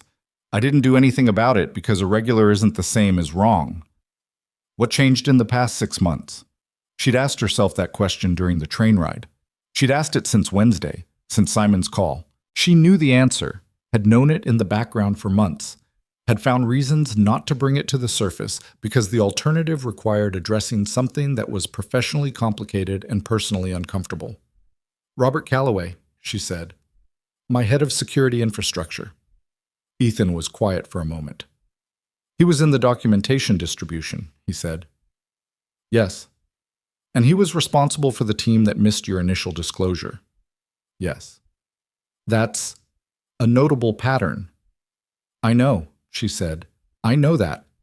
She knew it and had known it and had still been sitting on it because Robert had been with the company for 4 years, because his performance reviews were good, because she'd built a level of institutional trust with him that made the alternative feel like looking at a familiar room and finding out the floor wasn't where it appeared to be. What else do you need from the logs? She said. He turned back to his screen. An hour, maybe less. I want to trace the exact origin path of the probe traffic. It's masked, but not well enough. Someone who knows what they're doing could track it back at least one hop. She nodded and went back to her own screen. He worked, she worked. The apartment held its quiet around them. At 6:14, her phone buzzed with a message from Dana about the press cycle, which she handled quickly. At 6:22, she heard the stairwell door open in the hallway and then small, rapid footsteps, and a knock at the apartment door that was less a knock than an enthusiastic series of impacts. Ethan looked up from his laptop. He glanced at her, something shifting in his expression. Not quite apology, more like the involuntary exposure of something he usually kept separate. She's early, he said. It's fine, Victoria said. He went to the door. The girl who came in was exactly what the crayon drawings on the refrigerator had promised. Small, yellow-haired, moving with the particular physical confidence of a child who'd never once worried about whether she was in the right place. She was carrying a backpack that was almost as big as she was and had what appeared to be orange marker on her left hand. She saw Victoria and stopped. "Who's that?" she said, addressing the question to her father with the directness that children reserve for situations they consider worth investigating. "This is Victoria," Ethan said. "She's someone I work with." Sophie looked at Victoria with the unguarded assessment of a 7-year-old, which was more honest than most of the looks Victoria received from adults. "Your coat is very nice," Sophie said. "Thank you," Victoria said. "Your drawing is very nice." She nodded toward the table. Sophie looked at the drawing, then back at Victoria, apparently reassessing. "It's not finished," she said. "The thing in the middle is supposed to be a house, but it doesn't look like a house yet." "It looked like a house to me," Victoria said. Sophie considered this. "Okay," she said, apparently satisfied, and went to drop her backpack in the hallway in the particular heap that children create when they feel at home. Ethan watched his daughter disappear down the hallway and then looked back at Victoria with an expression she hadn't seen on him before, unguarded in a different way than his professional steadiness, quieter and more complicated. The look of someone who had organized their entire life around a single moving center and was, in this specific moment, aware of it. "I'll need another hour," he said quietly. "But not here. She needs dinner and help with homework. Can I send you the full analysis tonight?" "Of course," she said. She started putting her things in her bag. He walked her to the door, which was 4 steps in that apartment. "Carter," she said at the door. She hadn't planned the name. It just came out that way. "Whatever you find tonight, whatever the log analysis shows, I want you to know that I'm not going to bury it." He looked at her for a moment. "I know," he said. She wasn't sure if he meant he believed her or if he meant he knew, because he'd already seen enough of how she operated to make a judgment. Maybe both. He didn't elaborate. She went down the stairs and out into the October evening, which had gotten colder in the 2 hours she'd been inside. The street was busier than it had been. People coming home from work, a dog being walked, 2 kids on bikes who seemed to have a complicated relationship with the concept of traffic. She walked toward the train station. By the time she got to the platform, Ethan's email was already in her inbox. Subject line, preliminary. Log analysis. More to follow tonight. She read it standing on the platform, the wind coming cold off the direction of the lake even at this distance. The first paragraph confirmed what they'd discussed. The session ID detail in the probe traffic was definitive. Whoever had built the exploit had access to original development documentation. The second paragraph was short. He'd traced the probe traffic 1 hop back. The originating IP had been routed through a commercial VPN service, But the connection metadata had a timing signature that was traceable to a specific network segment, the Novamind corporate network in San Francisco. The train came and Victoria got on and found a seat and sat with that information the entire ride back toward the Michigan Avenue office. Someone inside her company had tried to do, in a controlled and deliberate way, exactly the thing that Ethan had spent 3 weeks trying to prevent. Had tried to exploit the vulnerability he'd identified on the single day it was most exposed, in front of the most damaging possible audience. She stared at her own reflection in the dark train window. Robert Calloway had been with her company for 4 years. She'd given him salary increases. She'd written him into the succession planning document. She'd sat across a table from him 3 days ago in a meeting she'd scheduled to address the process failures around the disclosure channel. And he'd been measured, professional. He'd come prepared with documentation. He'd engaged thoughtfully with her questions. He'd looked her in the eye.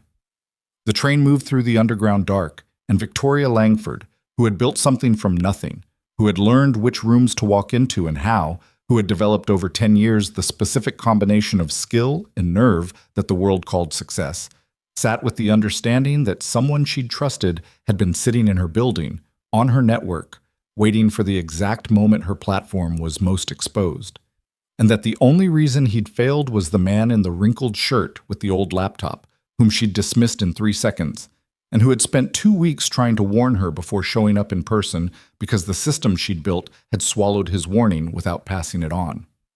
She got off at her stop. The wind hit her immediately, the particular Michigan Avenue wind that came from everywhere at once, and she pulled her coat closer and walked toward the building. Francis was going to need to know tonight. Legal needed to loop in before any action was taken. There were procedures, there were processes, there were things that had to happen in a specific order before anyone could do anything irreversible. She knew all of that. She was also thinking about the look on Ethan's face when he'd opened the door for his daughter. That specific, unguarded expression that didn't have a professional name.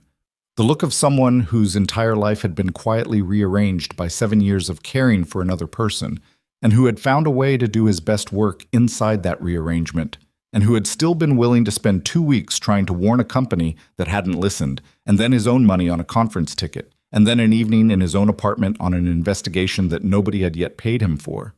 She pushed through the revolving door of her building and went straight to her office, where she called Francis. "I need you in tomorrow morning," she said. "Early. Bring whatever you need for an internal disclosure situation." "How serious?" Francis said. Victoria sat down at her desk. "Serious," she said. She hung up and sat in the quiet of her office for a moment before the emails and the calls and the preparations took over. Outside the window, Chicago went about its evening, indifferent and enormous, the way cities are. She thought about the chain of title review, about Robert Calloway, about Simon's log analysis and the platform she'd built, and all the invisible architecture underneath it, the code and the contracts and the decisions, and somewhere beneath all of that, the original work of a man who'd been compensated for something narrower than what was taken, who'd spent years in the background while the thing he'd built ran underneath someone else's success. She thought about what it meant to actually fix that, not the legal version of fixing it, the actual version. She was going to have to figure that out. She didn't have it figured out yet, and she was someone who was uncomfortable operating without it figured out, and she was going to have to be uncomfortable for a while. That was where things stood. She opened her laptop and started writing the brief for Francis. Francis arrived at 7:15 Friday morning, before anyone else was in the office, carrying a leather portfolio that Victoria had learned over 3 years meant she'd already been working for at least an hour. She set it on the conference table, poured herself coffee from the carafe that the overnight cleaning staff always left ready, and sat down across from Victoria with the expression of someone who had read the brief carefully and had organized her questions in a specific order. "Walk me through how you got from the log analysis to Calloway," she said. Victoria walked her through it. Francis listened without interrupting, which wasn't her natural mode, but was the mode she adopted when the situation required precision over speed. She had a legal pad in front of her, and she made notes in a shorthand that Victoria had never been able to read, small and angular and apparently meaningful only to Francis herself. When Victoria finished, Francis said, "The IP evidence traces to the corporate network segment, not to a specific device or user account. Correct?" So we have circumstantial proximity, not direct attribution. Correct. And the session ID detail. The probe traffic being structured around an implementation detail only visible in the original code comments. That's more probative, but it's also the kind of thing that a good defense attorney would characterize as available to multiple people who received the same documentation package. I know, Victoria said. That's why I'm talking to you before I talk to anyone else. Francis made another note. What do you want the outcome to be? It was the question Francis always asked first, framed that plainly. And Victoria had learned over 3 years that it wasn't a cynical question. It was a clarifying one. What you wanted the outcome to be was the only honest starting point for any complex situation, because once you named it, you could at least examine whether it was achievable, appropriate, and actually what you wanted, or whether it was what you wanted in the heat of the moment, which were different things. I want to know if Robert Calloway tried to compromise my platform, Victoria said. If he did, I want him gone, and I want the appropriate authorities involved. If he didn't, I want to know who did, and I want the process of finding out to be one that doesn't destroy someone's career based on network proximity. Francis nodded. Then we need a forensic investigation. Independent, not internal. The moment you use internal IT resources, you create a conflict if this goes to litigation or law enforcement. I know, I've already got someone in mind. Francis looked at her over the rim of her coffee cup. Not internal, Victoria said. Someone who is already involved in the log analysis. Someone with no stake in what he finds. Francis set the cup down. You're talking about Carter. Yes? He's not a licensed forensic investigator. No, but he is the original architect of the framework the attack was designed around, which means he understands the technical landscape better than anyone I could bring in externally in the next 72 hours. And his independence is already established. He has no relationship with Novamind other than the relationship we've been in the process of clarifying, which cuts in his favor, not against. Francis considered this with the specific quality of consideration that meant she was finding the objections and testing them rather than dismissing them. You'd need him to document everything. Chain of custody on any digital evidence, clear methodology, contemporaneous notes. If this goes to law enforcement, his analysis has to hold up to scrutiny. He knows that, Victoria said. He's done this kind of work. Then get him started today, Francis said, before Calloway has any reason to believe we're looking. She paused. You haven't said anything to Robert? No. Don't. Not yet. Normal interactions only until we have something more definitive. She picked up her pen again. And Victoria, I want to be direct about something. Go ahead. If this turns out to be what the preliminary evidence suggests, the story of how it almost happened is going to matter as much as the story of how it was stopped. The disclosure failure, the conference incident, Carter's involvement, all of it is going to come out, one way or another. The question is whether it comes out on your terms or someone else's. Victoria looked at the window. The Chicago morning was doing its October thing again, low gray sky, light that hadn't decided what it wanted to be yet. I know, she said. Good. Francis closed her portfolio. I'll start the documentation on the independent investigation structure. Get Carter on the phone. She called him at 7:42. He answered on the second ring, which meant he'd been awake for a while. I need to ask you something, she said, and I want you to feel completely free to say no. Okay, he said. She asked. The silence on the line lasted long enough that she thought she might have lost the connection. Carter? I'm here, he said. I'm thinking. Take your time. He took approximately 30 more seconds. If I do this, if I conduct a formal forensic analysis, I need to do it the right way. Documented methodology, chain of custody, everything admissible. That takes longer than a night of log review. I understand. And I need it in writing. What you're asking me to do, the scope, the access I'll have, the protections if this goes to litigation. I'm not doing an independent investigation that turns into a situation where I'm exposed. Francis is already drafting it. You'll have it by noon today. Another pause. What about Sophie? The question was direct and carried no embarrassment. He was telling her that his constraints were his constraints, not apologizing for them. What do you need? She said. Normal working hours. I can do evenings after she's asleep, but I can't be on site in San Francisco or wherever you need me until I've sorted childcare. That takes a few days. Work remotely until you've sorted it. I'll cover the childcare costs as part of the engagement. Silence again. I'm not asking for charity, he said. The edge in it was mild but present. I'm not offering charity, she said.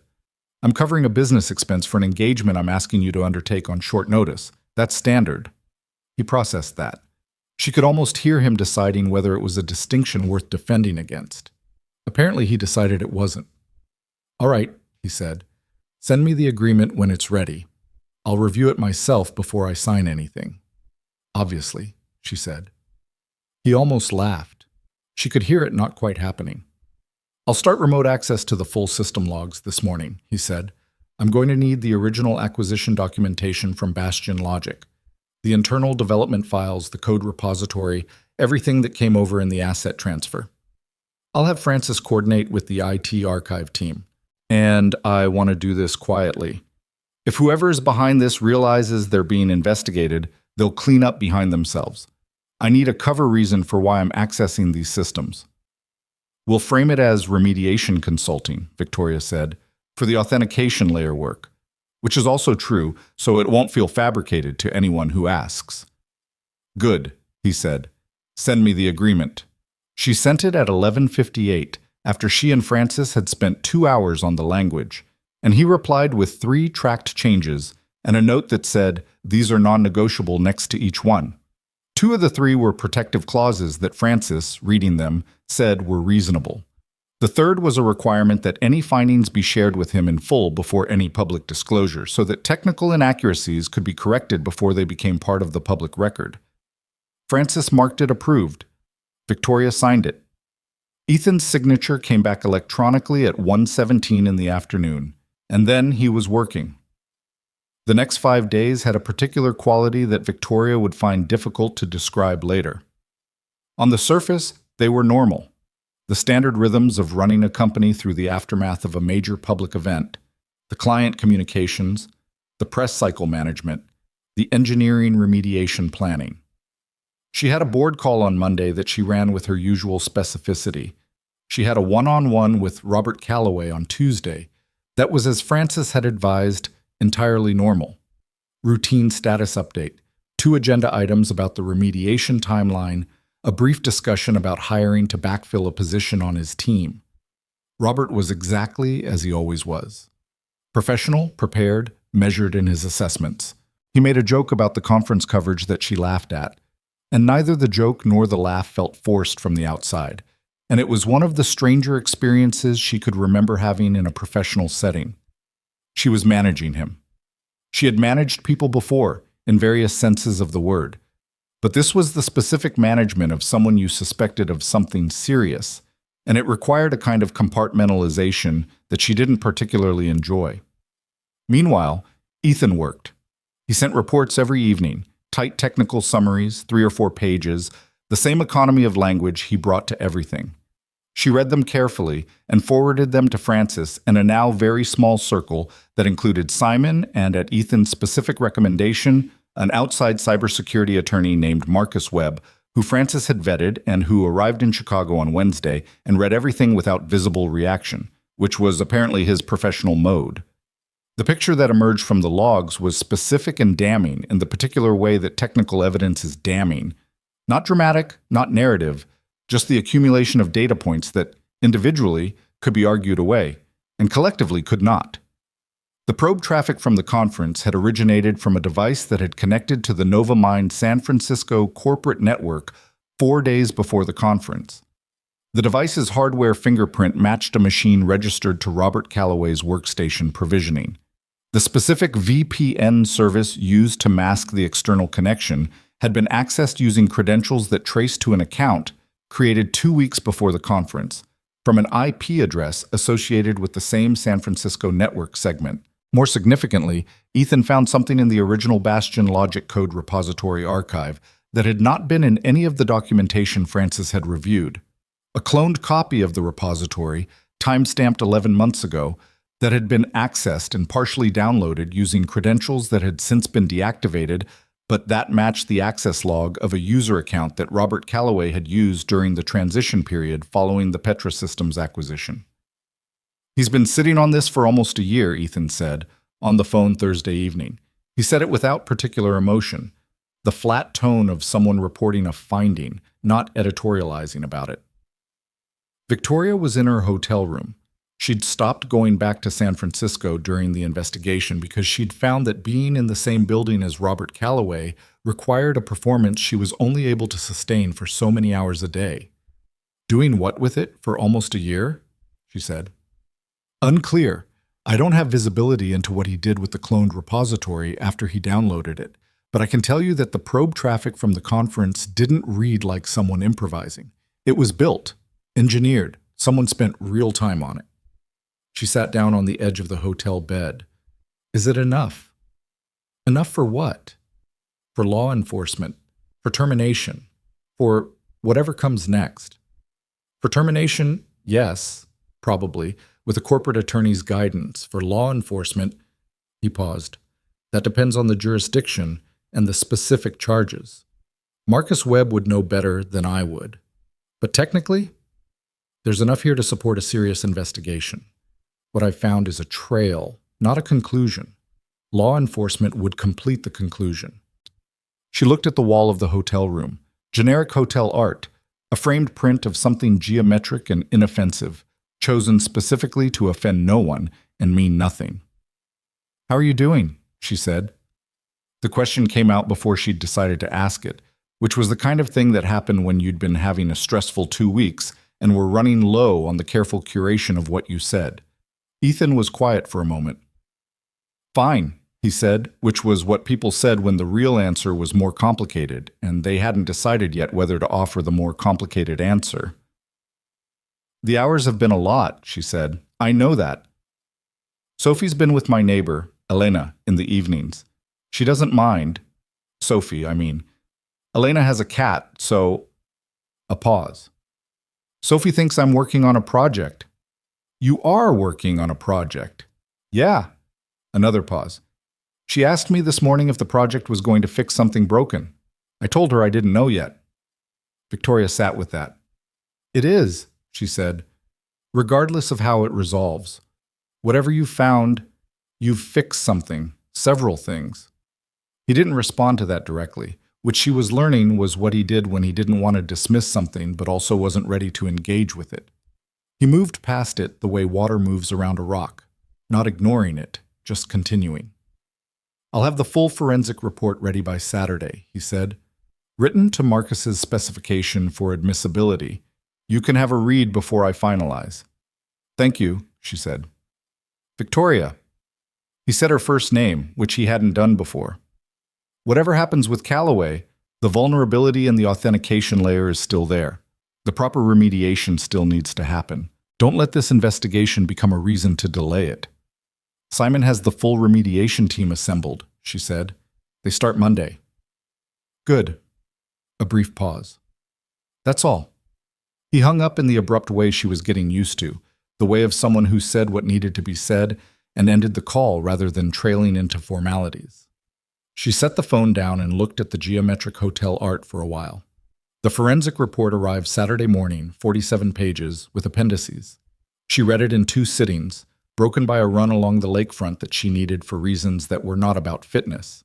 By the time she got back to the hotel, Marcus Webb had read it too and had sent her a 3-paragraph summary that ended with, "In my assessment, this constitutes sufficient basis for referral to federal law enforcement. I recommend we proceed." She called Francis. Francis had already read it.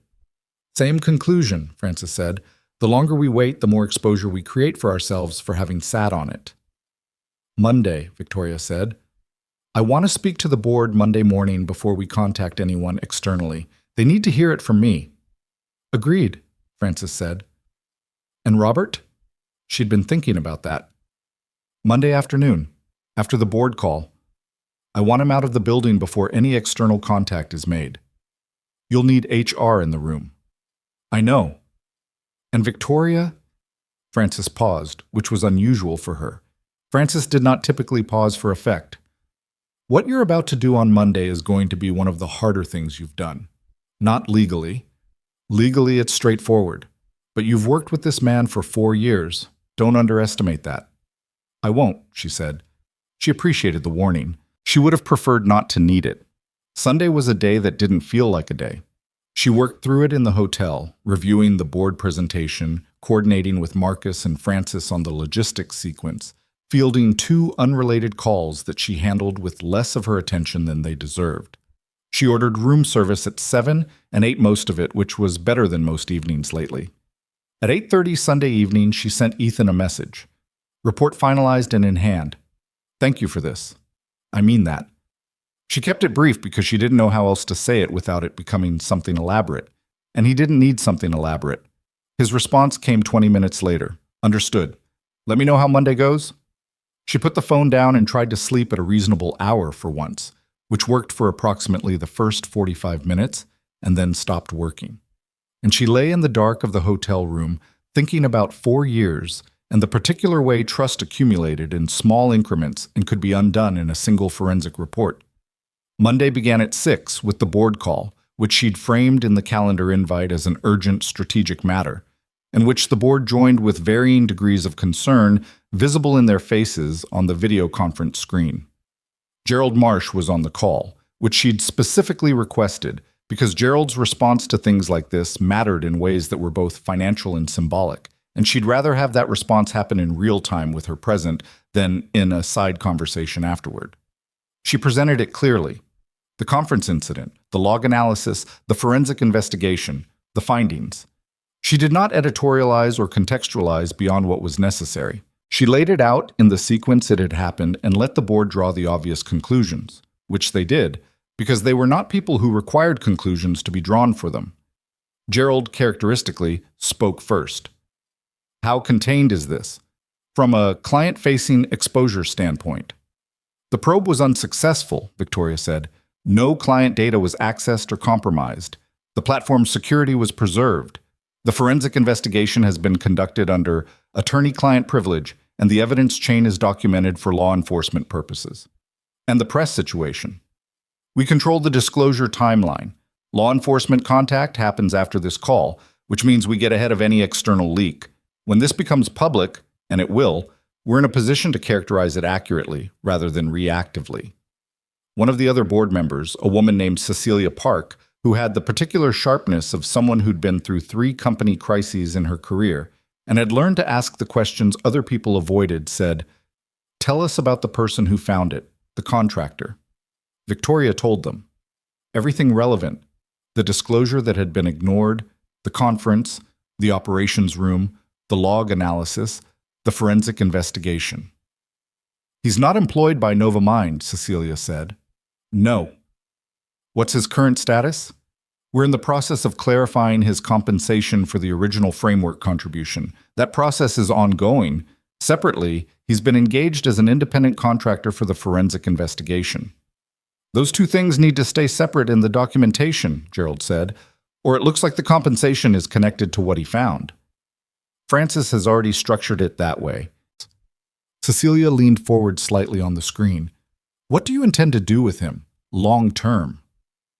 Victoria had expected the question, had thought about it during the Sunday night non-sleep. That's a conversation I intend to have with him directly, she said. I'll have a more specific answer for the board after that conversation. Fair enough, Cecilia said, and sat back. The board call concluded at 8:47. Marcus Webb made the first contact with the FBI's Cybercrime Division at 9:15. Francis had the termination documentation ready at 2 in the afternoon. Robert Calloway's meeting was at 2:30. She'd been in difficult conversations before. She'd fired people before, twice in ways that had kept her up afterward, once in a way that had been a legal matter and had involved attorneys on both sides of the table. She knew, intellectually, that this was different from those, and she knew why it was different, and she was prepared for it in the specific, limited way that preparation can prepare you for a human encounter, and no further. He came in without obvious suspicion, which told her something. He'd been in this office many times. He sat in the chair across from her desk with the posture of someone at an ordinary meeting, and he looked at the HR director, Meredith, who was seated to the side, and his posture changed slightly, the way posture changes when a room's composition is unexpected. "Robert," Victoria said, "I'm going to be direct with you, because I think we've known each other long enough that I owe you that." He looked at her. Something had closed in his expression. "Okay," he said. "We've conducted an independent forensic investigation into the probe activity from the Tech Forward conference. The investigation traced the origin of that probe traffic to a device registered in your name, connecting through the corporate network, using an account you had access to during the Petrosystems transition. The silence in the room had a specific quality, the quality of a silence that is not empty, but full of something being processed." Robert looked at her. He looked at Meredith. He looked back at Victoria. "That's a serious accusation," he said. "I know it is," she said. "The FBI's cybercrime division is being briefed today. A forensic report documenting the evidence chain is in their hands. I'm telling you this now rather than having you find out another way, because 4 years of professional relationship earns you at least that." He was quiet for a moment. His jaw worked slightly, the involuntary movement of someone managing something large in a small space. "I want an attorney," he said. "That is absolutely your right," Meredith said, speaking for the first time. "You're not being questioned. This is a notification of termination. The details of the investigation will be addressed through the appropriate legal channels." "Effective immediately?" he said. "Effective immediately," Victoria said. He looked at her for a long moment, and she looked back. She was trying to find, in his face, something that would make the past 4 years more legible. Some tell she'd missed, some pattern she should have seen. She didn't find it. He looked like Robert. He looked like the man who'd been on her team for 4 years, who'd come to the 10 o'clock meeting with his documentation prepared, who'd made the joke at the Tuesday one-on-one that she'd laughed at. People were sometimes exactly who they appeared to be, and also something else entirely. She'd understood that intellectually for a long time. This was the version of it that you understood in your body. He stood up. Meredith walked him to the door, where security was waiting to escort him to collect his personal items. He didn't say anything else. The door closed, and Victoria sat in the quiet of her office for about 30 seconds, which was all she could give the moment before the next thing needed her attention. Then she called Ethan. He answered on the third ring, same as always. "It's done," she said. A brief pause. "How'd he take it?" "He asked for an attorney." "Smart," Ethan said. She almost laughed at that. "The FBI contact has been made. Marcus is coordinating. It'll move at whatever pace federal investigations move." "Months," Ethan said. "At least." "I know." She looked at her office wall, the unremarkable Chicago side street. "I wanted you to know before the day was over. I appreciate that." She hesitated for a moment in the way she hesitated before the things she hadn't planned. "Can I ask you something?" "Sure." "The year you spent at Kettridge Associates, before you went independent." She'd read about it in the background research, the 6-year period at the security firm before his life rearranged itself. "What happened?" The silence on the line had a texture to it, the texture of something being considered rather than deflected. "My wife left," he said. "She didn't leave because of work, but she left, and Sophie was 3. And I had a job that required extensive travel and a lot of on-call hours, and those 2 things weren't compatible, so I left the job." He said it without self-pity or performance, just the chronology of it. "Independent contracting was more flexible. The money was worse, but I could be home for pickup." "Do you regret it?" she said, and then immediately, "That's too personal a question. You don't have to answer." "No," he said. "I mean, no, I don't regret it. Not the choice. Some of the circumstances, sure, but the choice—" A pause. Sophie needed consistency. I could provide consistency. That seemed more important than the career trajectory. She sat with that. "She's lucky," she said. "She's 7, he said. "She doesn't know what she's lucky about yet. She just knows whether you show up or you don't." It was a simple thing to say, but it landed in the specific way that simple things land when they're completely true. "I'd like to take you to dinner," Victoria said. "This week, if you're available. Not a business dinner, or not only a business dinner. There are things I want to discuss, the framework valuation and what comes next, but I'd rather have that conversation like people, and not like parties to an agreement. He was quiet for a moment. "Wednesday," he said, "after 6. I'll need to sort Sophie." "Sort Sophie," she said. "I'll make a reservation." "Nothing fancy," he said. "I'm not dressed for fancy." "Nothing fancy," she agreed. She hung up and sat for a moment in the quiet of her office, the ordinary afternoon light coming through the window, the ordinary city sounds from below. She had approximately 43 things that needed her attention in the next 2 hours, and she was going to get to all of them. But she let herself have the moment first, because the past 2 weeks had been the specific kind of difficult that rearranges things, and she was still in the process of understanding the rearrangement.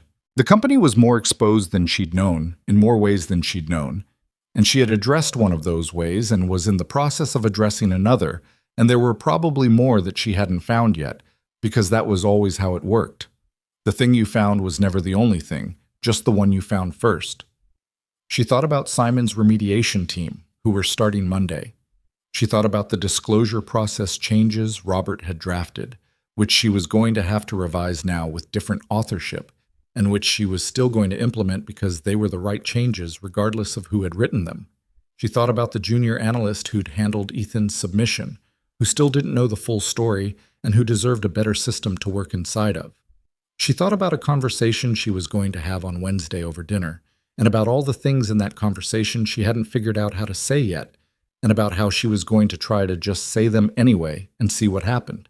She opened her laptop and started the next thing.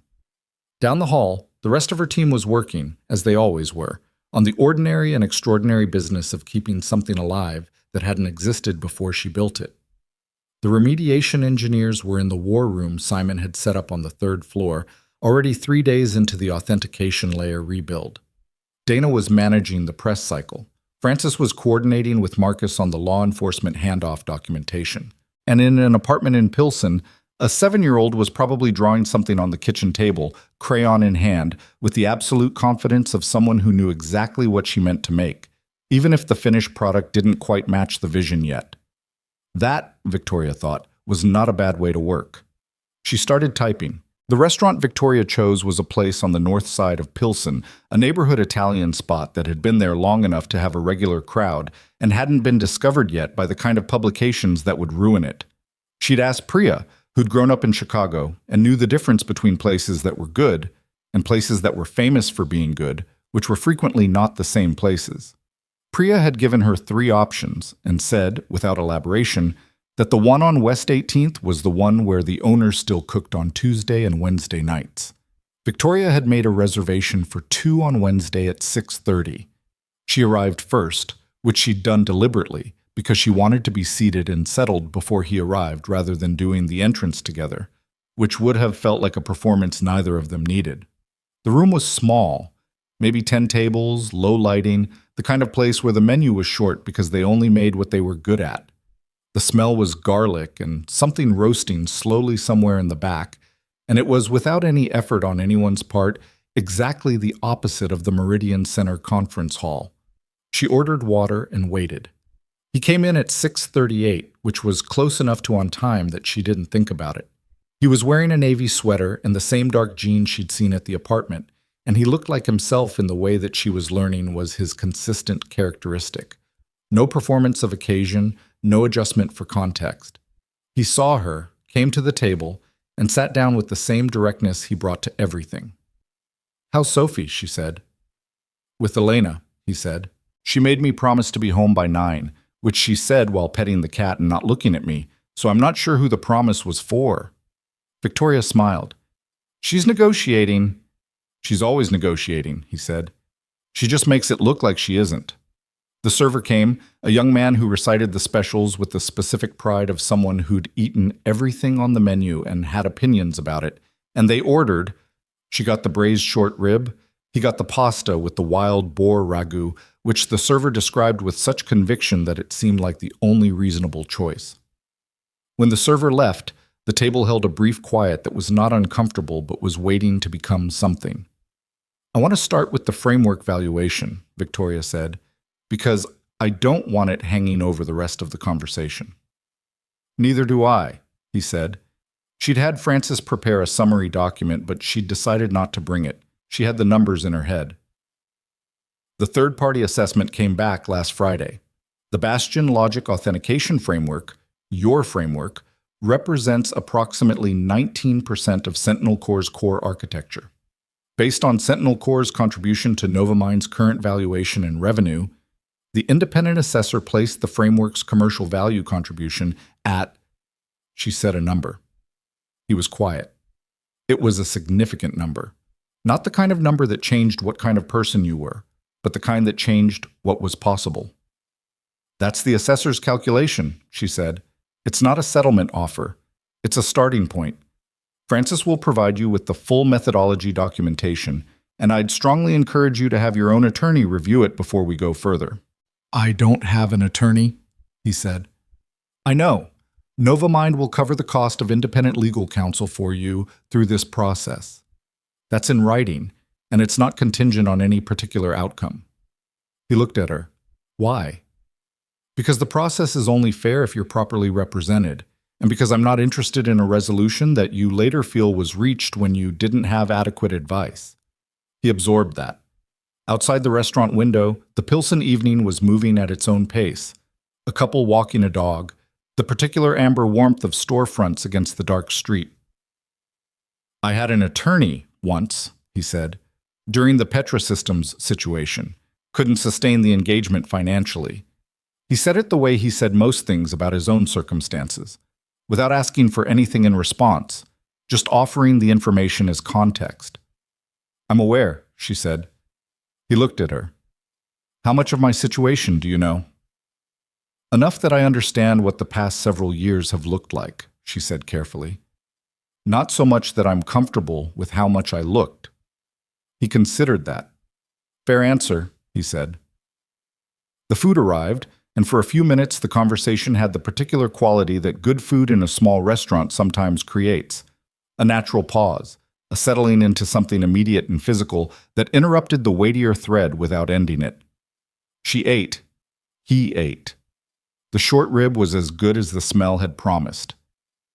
I want to ask you something, he said, setting his fork down. And I want you to understand that I'm not asking it strategically. I'm not looking for a particular answer. Okay, she said. Why does this matter to you, the framework, the compensation? You could have had Frances run a process, reached a settlement, done it correctly from a legal standpoint, and moved on. You didn't have to come to Pilsen. You didn't have to come to dinner. He looked at her without hostility, just the direct inquiry of someone who needed to understand a thing before he could decide what to do with it. So why? She put her own fork down and thought about how to answer it honestly rather than impressively. I've spent 10 years building something, she said, and I thought I knew what it was built on. I had a clear story about the company, where it came from, how it got here, what it represents. And in the space of about 2 weeks, I found out that the story had a part I'd skipped over. Not because someone hid it from me intentionally, just because I hadn't looked, and because the systems I built were designed to not make me look. She paused. That's uncomfortable to say, but it's true. He waited. I dismissed you in 3 seconds, she said, in front of people, without asking a single question. And the reason I did that wasn't because I was particularly arrogant that morning or because I was having a bad day. It was because you didn't look like what I expected expertise to look like, and I had enough going on that I defaulted to the assumption rather than the question. She looked at her plate for a moment, then back at him. That's a version of something I've been doing in smaller ways for a long time, inside my own company. I built structures that reflected the same assumption, that the most credible voices would arrive through the expected channels, looking the expected way. And what that produced was a system that almost lost everything because it couldn't hear a warning it didn't recognize. Ethan was quiet for a moment. Most people don't say it that plainly, he said. Most people find a version of the story where they made a reasonable decision given the information they had, she said. I can find that version too. I just don't think it's the useful one. He looked at her for a moment with the same steady, unhurried assessment she'd first seen in the operations room. She'd gotten more accustomed to it, this quality of his attention. It wasn't aggressive or invasive.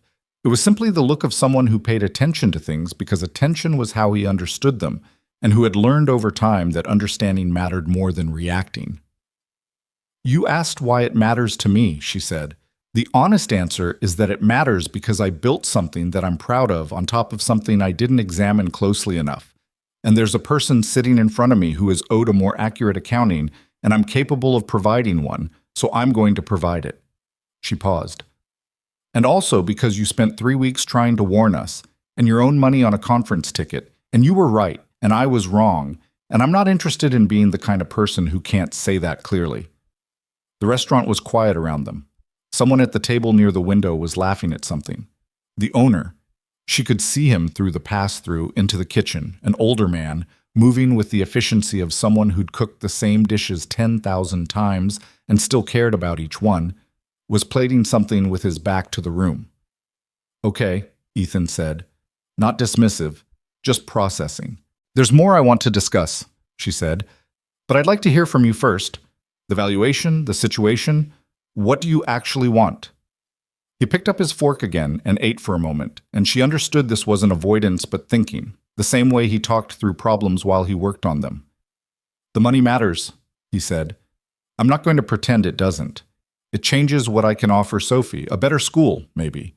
Stability that isn't always 2 slow contract months away from being unstable." He set the fork down again. "But I've been in situations before where the money was the thing that got discussed, and everything else got lost, and I ended up with a check, and a non-disclosure, and a sense that I'd sold something for less than it was worth, and couldn't say so." He looked at her. "I don't want to do that again." "What's the thing that doesn't get lost this time?" she said. He was quiet for a moment. "Credit," he said. "Not public credit necessarily. I'm not interested in being on a stage somewhere, but in the actual record, the actual history of what Sentinel Core is built on. I want that to be accurate." "It will be," she said. "Francis is already preparing documentation. The chain of title review, the framework attribution, all of it. It'll be in the company's internal technical record and in any future disclosures that reference the authentication architecture." He nodded once. "And the vulnerability remediation. Simon's team is 4 days into it. You'll be consulted throughout because it's your architecture and Simon has already asked for ongoing access to your notes." She paused. "He'd like you involved formally, actually. As a technical advisor to the remediation team, paid engagement. That's separate from the framework compensation." He looked at the table for a moment. Something in his expression shifted slightly. Not quite surprise, something quieter than that, the look of someone recalibrating an expectation they hadn't realized they'd been carrying. "There's one more thing I want to put on the table," Victoria said, "and this is the part where I need you to understand that there's no pressure attached to it. You can take everything else we've discussed and say no to this, and it doesn't change anything about the other pieces." He looked at her. "Go ahead." "I've been thinking about a role," she said. "Not a title role, so I mean, it would have a title because that's how companies work, but the title is the least interesting part. What I've been thinking about is a position that doesn't currently exist at NovaMind, that should have existed before now, and that I would like someone specific to fill." He waited. "Chief Security Architect," she said. "Independent oversight of the entire security infrastructure, not reporting to the security operations team, reporting directly to me. Authority to flag issues at any level of the organization, with a guaranteed path to board-level attention if necessary. Responsible for making sure that the thing that almost happened on the day of the conference can't happen again. Not just the technical vulnerability, but the structural one. The disclosure failure, the triage system, the assumption that credible warnings arrive through expected channels." She looked at him. "I want someone whose entire job is to make sure we hear the things we're most likely to not want to hear." The restaurant hummed quietly around them. The couple near the window had gotten their check. Ethan didn't say anything for a long moment. She let the silence sit, because she'd learned that his silences were working silences, not empty ones. "That's a significant position," he said finally. "Yes." "You'd be bringing in someone external to sit above your existing security team. That's going to create friction." "Probably," she said. "I'm prepared for that. Robert's team is going to need rebuilding from scratch, essentially." "I know. That's part of why the role needs to exist." He looked at her steadily. What would the practical structure look like, day to day? She'd thought about this carefully. Remote first, with quarterly in person for major reviews. Flexible hours because I'm not interested in a structure that makes it impossible for you to pick up your daughter from school. She paused. That's not a concession. That's a feature. I want someone doing this job who has a life outside of it, because people who have nothing outside of work make decisions like Robert did. He almost flinched at that. Not at the Robert reference, she thought, but at the broader truth of it, the way extreme professional investment could become something else, something closed and protecting itself. Sophie would need to stay in Chicago, he said, at least for the school year. Her life is here. The role is designed to be Chicago-based, Victoria said. I have a Chicago presence. It needs to be bigger anyway. I've been thinking about a proper Chicago office for 18 months. The talent market here is underutilized from our perspective. This would accelerate that decision. He looked at her. You've thought about this a lot. I've thought about it since Tuesday, she said, which is a lot, given that it's Wednesday. He sat back in his chair slightly. She watched him processing, the same visible quality of careful thinking that she'd first observed in the operations room, the same refusal to rush toward a response before it was ready. I'd need the agreement to be specific about the reporting structure, he said. If I'm flagging concerns to you, and I'm getting managed by the existing team, it doesn't work. Direct to me. It'll be in the contract language. And I want the authority to be real, not ceremonial. If I say something needs to stop, it stops while we discuss it. I'm not issuing recommendations that get weighed against business convenience. Agreed. I want that written down too. Francis will make it explicit. He was quiet for another moment. I'm not going to give you an answer tonight, he said. I need to think about it. Probably a few days. Take a week, she said. Take 2. The offer doesn't have a deadline. He looked at her with a slight expression she hadn't seen from him before. Not the steady assessment, not the focused working attention, but something more like the look of someone who was surprised to find that a door was open and was trying to figure out what to make of that. Why no deadline, he said. Because decisions made under time pressure are decisions you spend the next few years living with, she said. I'd rather wait 2 weeks for a decision you're confident about than have an answer by Friday that you're still turning over in 6 months. He nodded slowly. Okay, he said. They ate the rest of dinner with the conversation shifting to other things. The remediation timeline, a question he had about the San Francisco network structure, Sophie's current obsession with a book series about a girl who discovered a hidden library in her school's basement. Victoria asked about the books, and he described them with the specific detail of someone who'd read them himself, which she suspected he had. She makes me read them aloud, he said. She can read them herself at this point, but she says it's different when I read them. It is different, Victoria said. He looked at her, and she realized she'd said it with more certainty than the comment warranted, or maybe exactly the right amount of certainty because he didn't question it, just absorbed it and moved on. They finished dinner at 8:20. He had enough time to get back before Sophie's 9 o'clock deadline, which she suspected was the kind of deadline a 7-year-old set and then fell asleep before, but which he would honor regardless because that was the kind of parent he was, the kind who honored the small things because the small things were how children learned whether the large ones were real. Outside the restaurant, on West 18th Street, the October night had gotten cold the way Chicago nights did, decisively, without transition. She had her coat. He had a jacket that was doing its best. Thank you for dinner, he said. Thank you for coming, she said. They stood on the sidewalk for a moment in the particular way of two people at the end of an evening that had covered a lot of ground and hadn't yet fully settled. Carter, she said. Yeah. Whatever you decide about the role, the other things stand. The valuation, the attribution, all of it. I want you to know that none of it is contingent on yes. He looked at her. I know, he said. And then after a brief pause, I didn't know that 3 weeks ago, but I know it now. She nodded once. He turned and walked toward the train station, hands in his jacket pockets against the cold, and she watched him go for a moment before turning in the other direction toward where her car was parked. The answer came on the following Tuesday, in an email at 7:53 in the morning.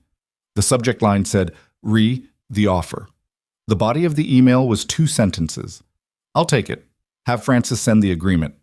She read it twice, then sat back in her chair and looked out the window of her hotel room, where the Chicago morning was gray and unremarkable in exactly itself. Then she forwarded it to Francis with a single line. "Send the agreement. Make sure the reporting structure is explicit on every relevant page." The agreement was executed the following Thursday. Ethan signed it at the kitchen table in the Pilsen apartment, between Sophie's breakfast and the school walk, using a pen he had to borrow from Elena next door because he couldn't find one that worked. He mentioned this in a brief email to Francis confirming receipt of the executed document, and Francis mentioned it to Victoria, who filed it away in the specific category of details that were small and human and that she didn't want to lose. The weeks that followed were not simple, because the weeks that follow anything real are not simple. The FBI investigation into Robert Calloway moved at its own institutional pace, which was slow and thorough and entirely outside of Victoria's control, which she had to make her peace with. The press, when the story eventually emerged in partial form, a technology publication ran a piece based on leaked information about the conference incident, got most of it wrong in the way that technology journalism got things wrong, emphasizing the drama of the near breach and largely missing the structural story underneath it. Victoria gave a single on-record interview to a reporter she trusted, in which she described what had happened without embellishment and without excessive self-flagellation, and the interview ran and was noticed and then was replaced by the next thing, the way all news eventually was. The authentication layer remediation was completed in 9 weeks, which was 1 week ahead of Simon's optimistic projection. Ethan had been involved throughout, working remotely from the Pilsen apartment, and, twice, from a coffee shop 3 blocks from Sophie's school when the apartment's internet had gone out. His involvement in the remediation was thorough and specific and occasionally inconvenient for Simon's team in the way that outside oversight is always somewhat inconvenient, because it requires justifying decisions that have been made habitually rather than deliberately, and that process of justification surfaces the decisions that shouldn't survive scrutiny. Several decisions didn't survive scrutiny. Simon found this uncomfortable and professionally useful in roughly equal measure, which was, Ethan told Victoria in one of their weekly check-ins, the right proportion. The disclosure process changes were implemented in November. The new protocol required human review of all security submissions within 48 hours, a dedicated escalation path for submissions that included detailed architectural analysis, and a new triage weighting that gave additional credibility to submissions that demonstrated deep technical knowledge, regardless of the submitter's institutional affiliation or the channel through which the submission arrived. Victoria announced the changes in an internal memo that explained the reason for them without obscuring the failure that had made them necessary, which was the kind of memo that people in companies forward to each other and say, "That's how you do it." It was the kind of memo she could only write because Ethan had spent 2 weeks trying to warn her, and she'd built a system that hadn't heard him, and she was capable of saying so. The Chicago office expansion was approved by the board in December. It would take the better part of the following year to build out properly. But the commitment was made, and Ethan's role in its development, both the technical infrastructure and the security architecture of the new space, meant that his connection to the company was structural rather than supplementary. He was not a consultant who could be let go when the immediate need passed. He was built in. He didn't mention this. She noticed it anyway. One afternoon in early December, on a day that had actually managed to produce snow, the first real snow of the season, coming down in the particular Chicago way that means it intends to stay, Victoria came to Pilsen, not for a meeting. She'd texted him the day before and asked if she could stop by, briefly, and he'd said yes. Same offhand acceptance he gave most things. She brought coffee from a place near the train station that had a line out the door and was clearly worth it. He let her in and they stood in the kitchen the way they'd stood before, but it was different now, the way spaces change when they become familiar rather than navigated. Sophie was at school. "I have something I want to show you," Victoria said. She opened her laptop and pulled up a document. It was the technical attribution record that Francis's office had completed, the formal internal record of the Bastion Logic Framework's development history, its chain of ownership, and its contribution to Sentinel Core's architecture. Ethan Carter's name appeared in the development record as the original architect of the authentication framework, with dates, with specifics, with the kind of documented accuracy that official records sometimes achieved and often didn't. He read it standing at the counter, holding his coffee with both hands. She watched him read it.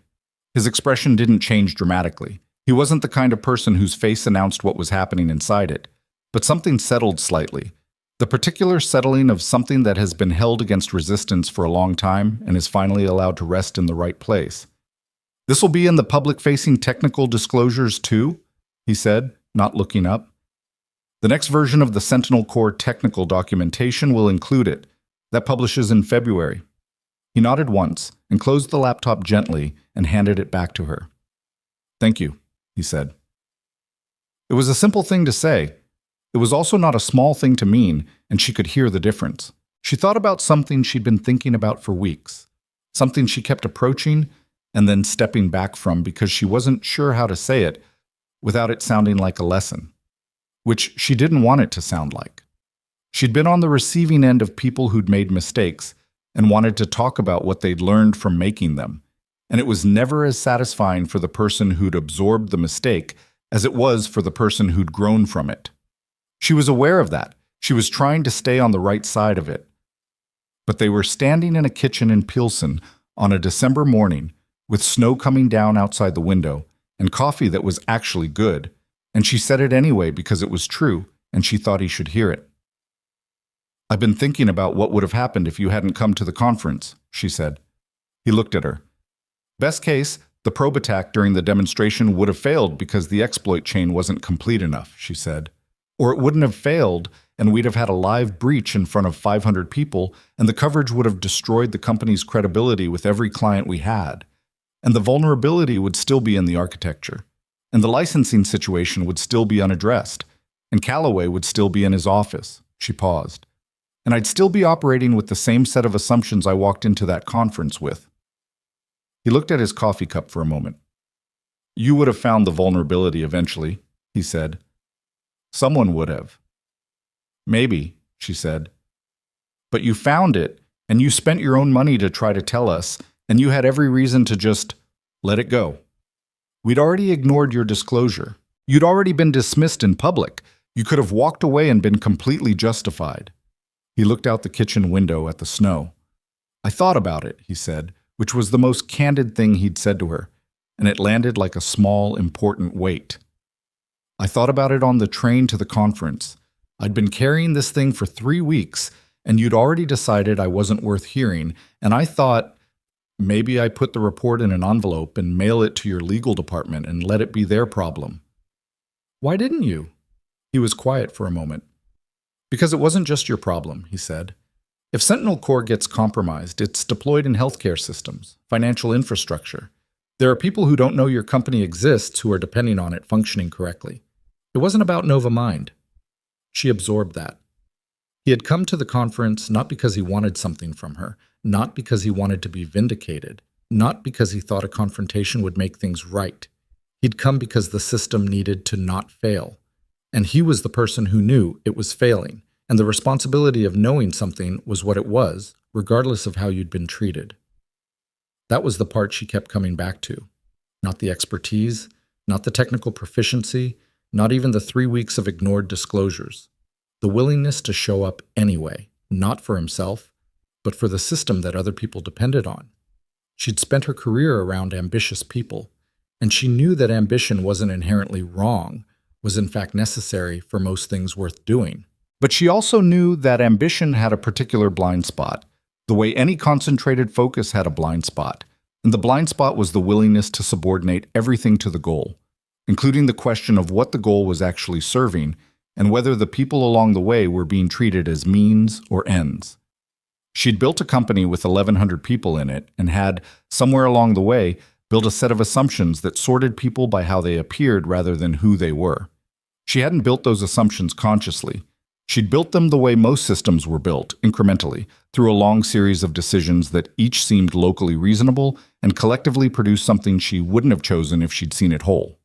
Ethan had seen it whole, or enough of it. And he'd been quiet about it, not because he was passive, but because he understood that the problem was structural and that individual confrontations didn't fix structural things. He'd gone through the proper channel. He'd shown up in person when the channel failed. He'd done the work that was asked of him in the operations room. He'd conducted the forensic investigation with the rigor of someone who knew that rigorous work was the only kind worth doing. He hadn't asked for credit, hadn't positioned himself, hadn't used any of it as leverage. That was not a comfortable thing to be in the presence of, as a person who had been quite good at using things as leverage for the better part of a decade. "Can I ask you something?" she said. "You keep asking me if you can ask things," he said. "You don't need to." "Habit," she said. "The thing I wanted to ask is, Sophie, what do you tell her about work, about what you do? Does she know any of this?" He looked at her with a slight shift in expression, something that wasn't quite a smile, but was in that direction. "She knows I was working on fixing something broken," he said. "She asks me if it got fixed. I told her mostly, which she accepted because she's at the age where mostly is a satisfying answer."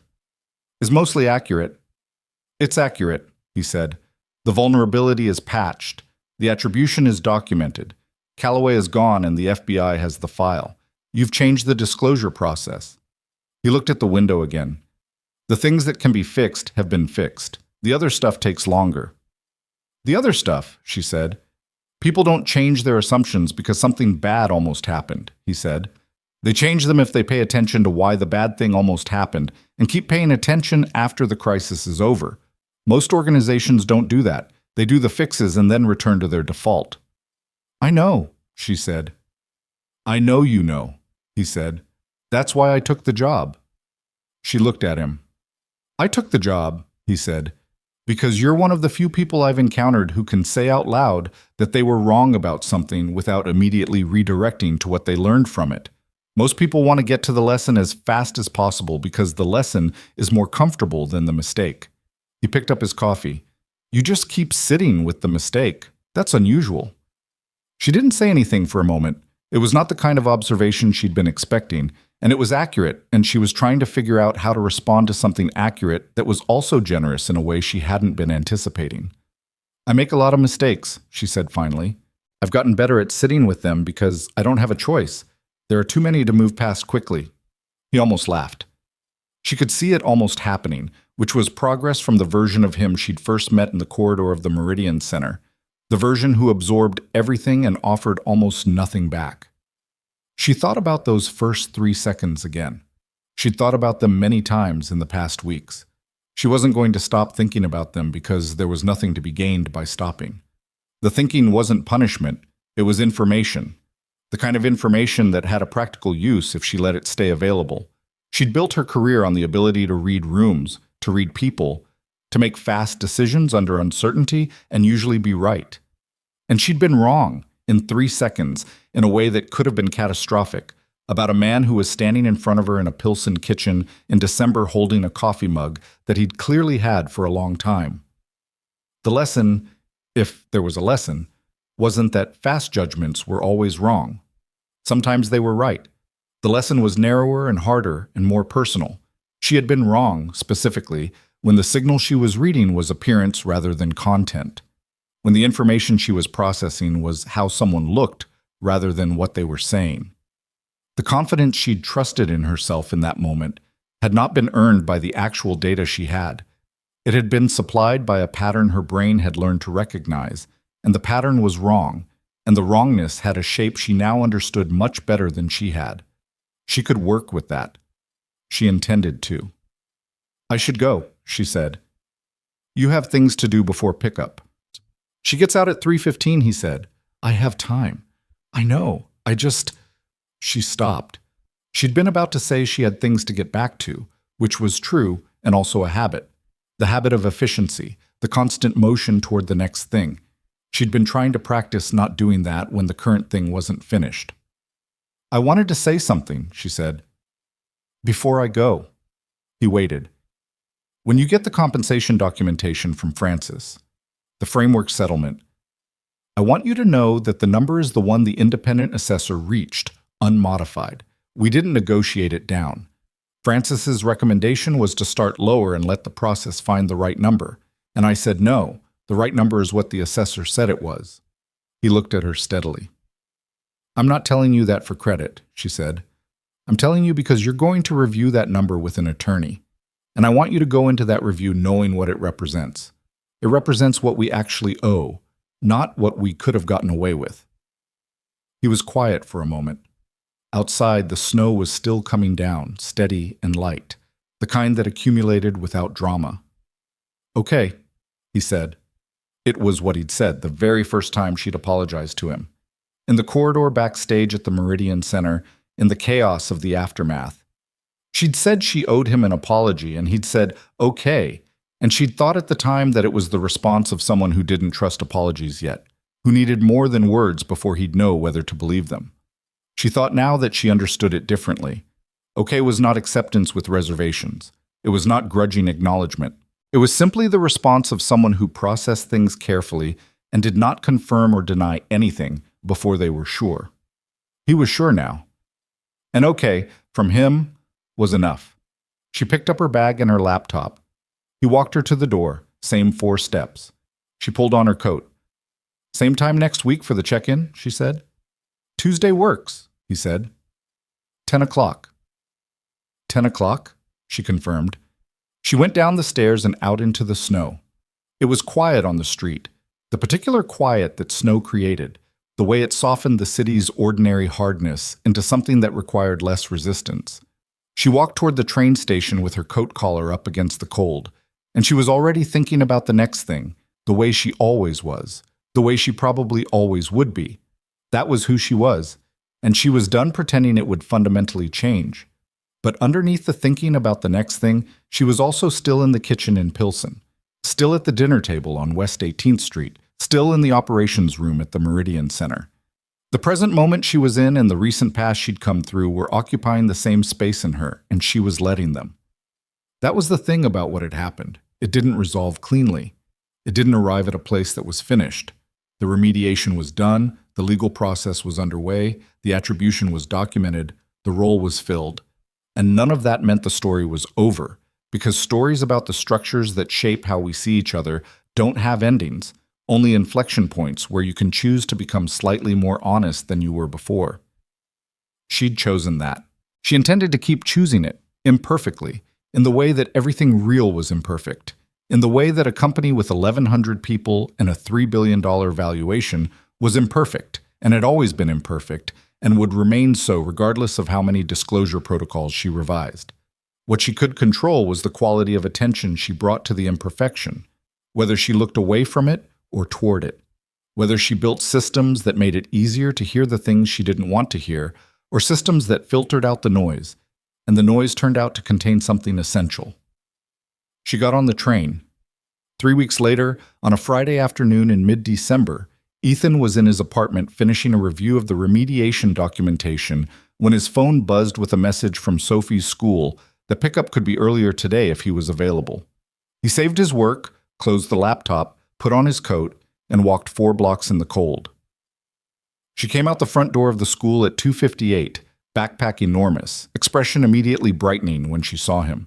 She ran across the small schoolyard with the physical conviction of someone who had never once worried about being received, because she'd never had reason to. She hit his arms at full speed and he caught her, lifted her briefly, set her down, and they started walking. "How was it?" he said. "We did a project about bridges," she said. "What holds them up?" "What holds them up?" "Tension," she said, with the serious authority of someone who had recently acquired this information. "And compression. They work against each other, but they both have to be there or the bridge falls." He looked at her. "That's exactly right," he said. She nodded, satisfied with his confirmation, and grabbed his hand as they turned the corner toward home. The snow from earlier in the week had compacted to a thin layer on the sidewalk, and she stepped in her particular careful way along the edge of it, 1 foot on the snow and 1 foot off.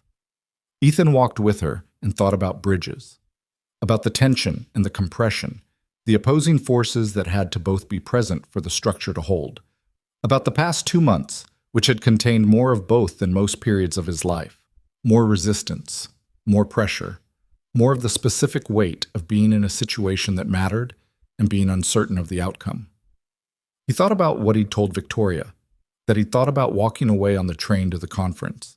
He hadn't told her the rest of it, that he'd gotten as far as actually deciding to walk away, had spent 10 minutes on that train constructing a version of the situation in which it was not his problem and the consequences were not his responsibility, and had then put the decision away and kept going, not because he'd reached some conclusion about duty or courage or any of the words that people put on things after the fact to make them sound more deliberate than they were. He'd kept going because Sophie had told him, the week before, that she hoped the thing he was trying to fix got fixed, and she'd said it the way she said things that mattered to her, simply and completely, without understanding the complexity of what she was asking, and that simplicity had stayed with him and made the complexity navigable. That was not a lesson about perseverance or integrity or any of the abstract things that end up in quotes. It was just the specific truth of how it had happened, which was small and human and not particularly grand. He thought about the kitchen table in December, the coffee, Victoria saying, "I want you to know what that number represents." He thought about the conference corridor, her apology, the 3 seconds she kept returning to and analyzing as though she could revise them by understanding them well enough. You couldn't revise things by understanding them. You could only understand them and then make different choices going forward and live with the gap between who you'd been and who you were trying to be, which was a gap that never entirely closed. He was familiar with that gap. He'd been living adjacent to his own version of it for years. Sophie stepped fully onto the snow and made a face at how it crunched under her boot. "Dad," she said. "Yeah? Is the project finished?" He thought about it for a moment. The authentication layer, rebuilt and running clean. His name in the documentation where it should have been years ago. The role, the office, the check-in on Tuesday at 10 o'clock. Calloway gone, the process changed, Priya running security operations with the kind of authority she should have had already. Mostly, he said. She considered this the way she always considered answers that weren't the full yes or no she'd asked for. "Is mostly good?" she said. He looked down at her. 7 years old, backpack too big for her body, one boot on the snow and one boot off, managing the balance without thinking about it. "Yeah," he said. "Mostly is good." She grabbed his hand again and they walked home, and the afternoon light was the particular thin gold of a December afternoon in Chicago. The kind that doesn't last long, but while it's there, makes everything it touches look like something worth remembering.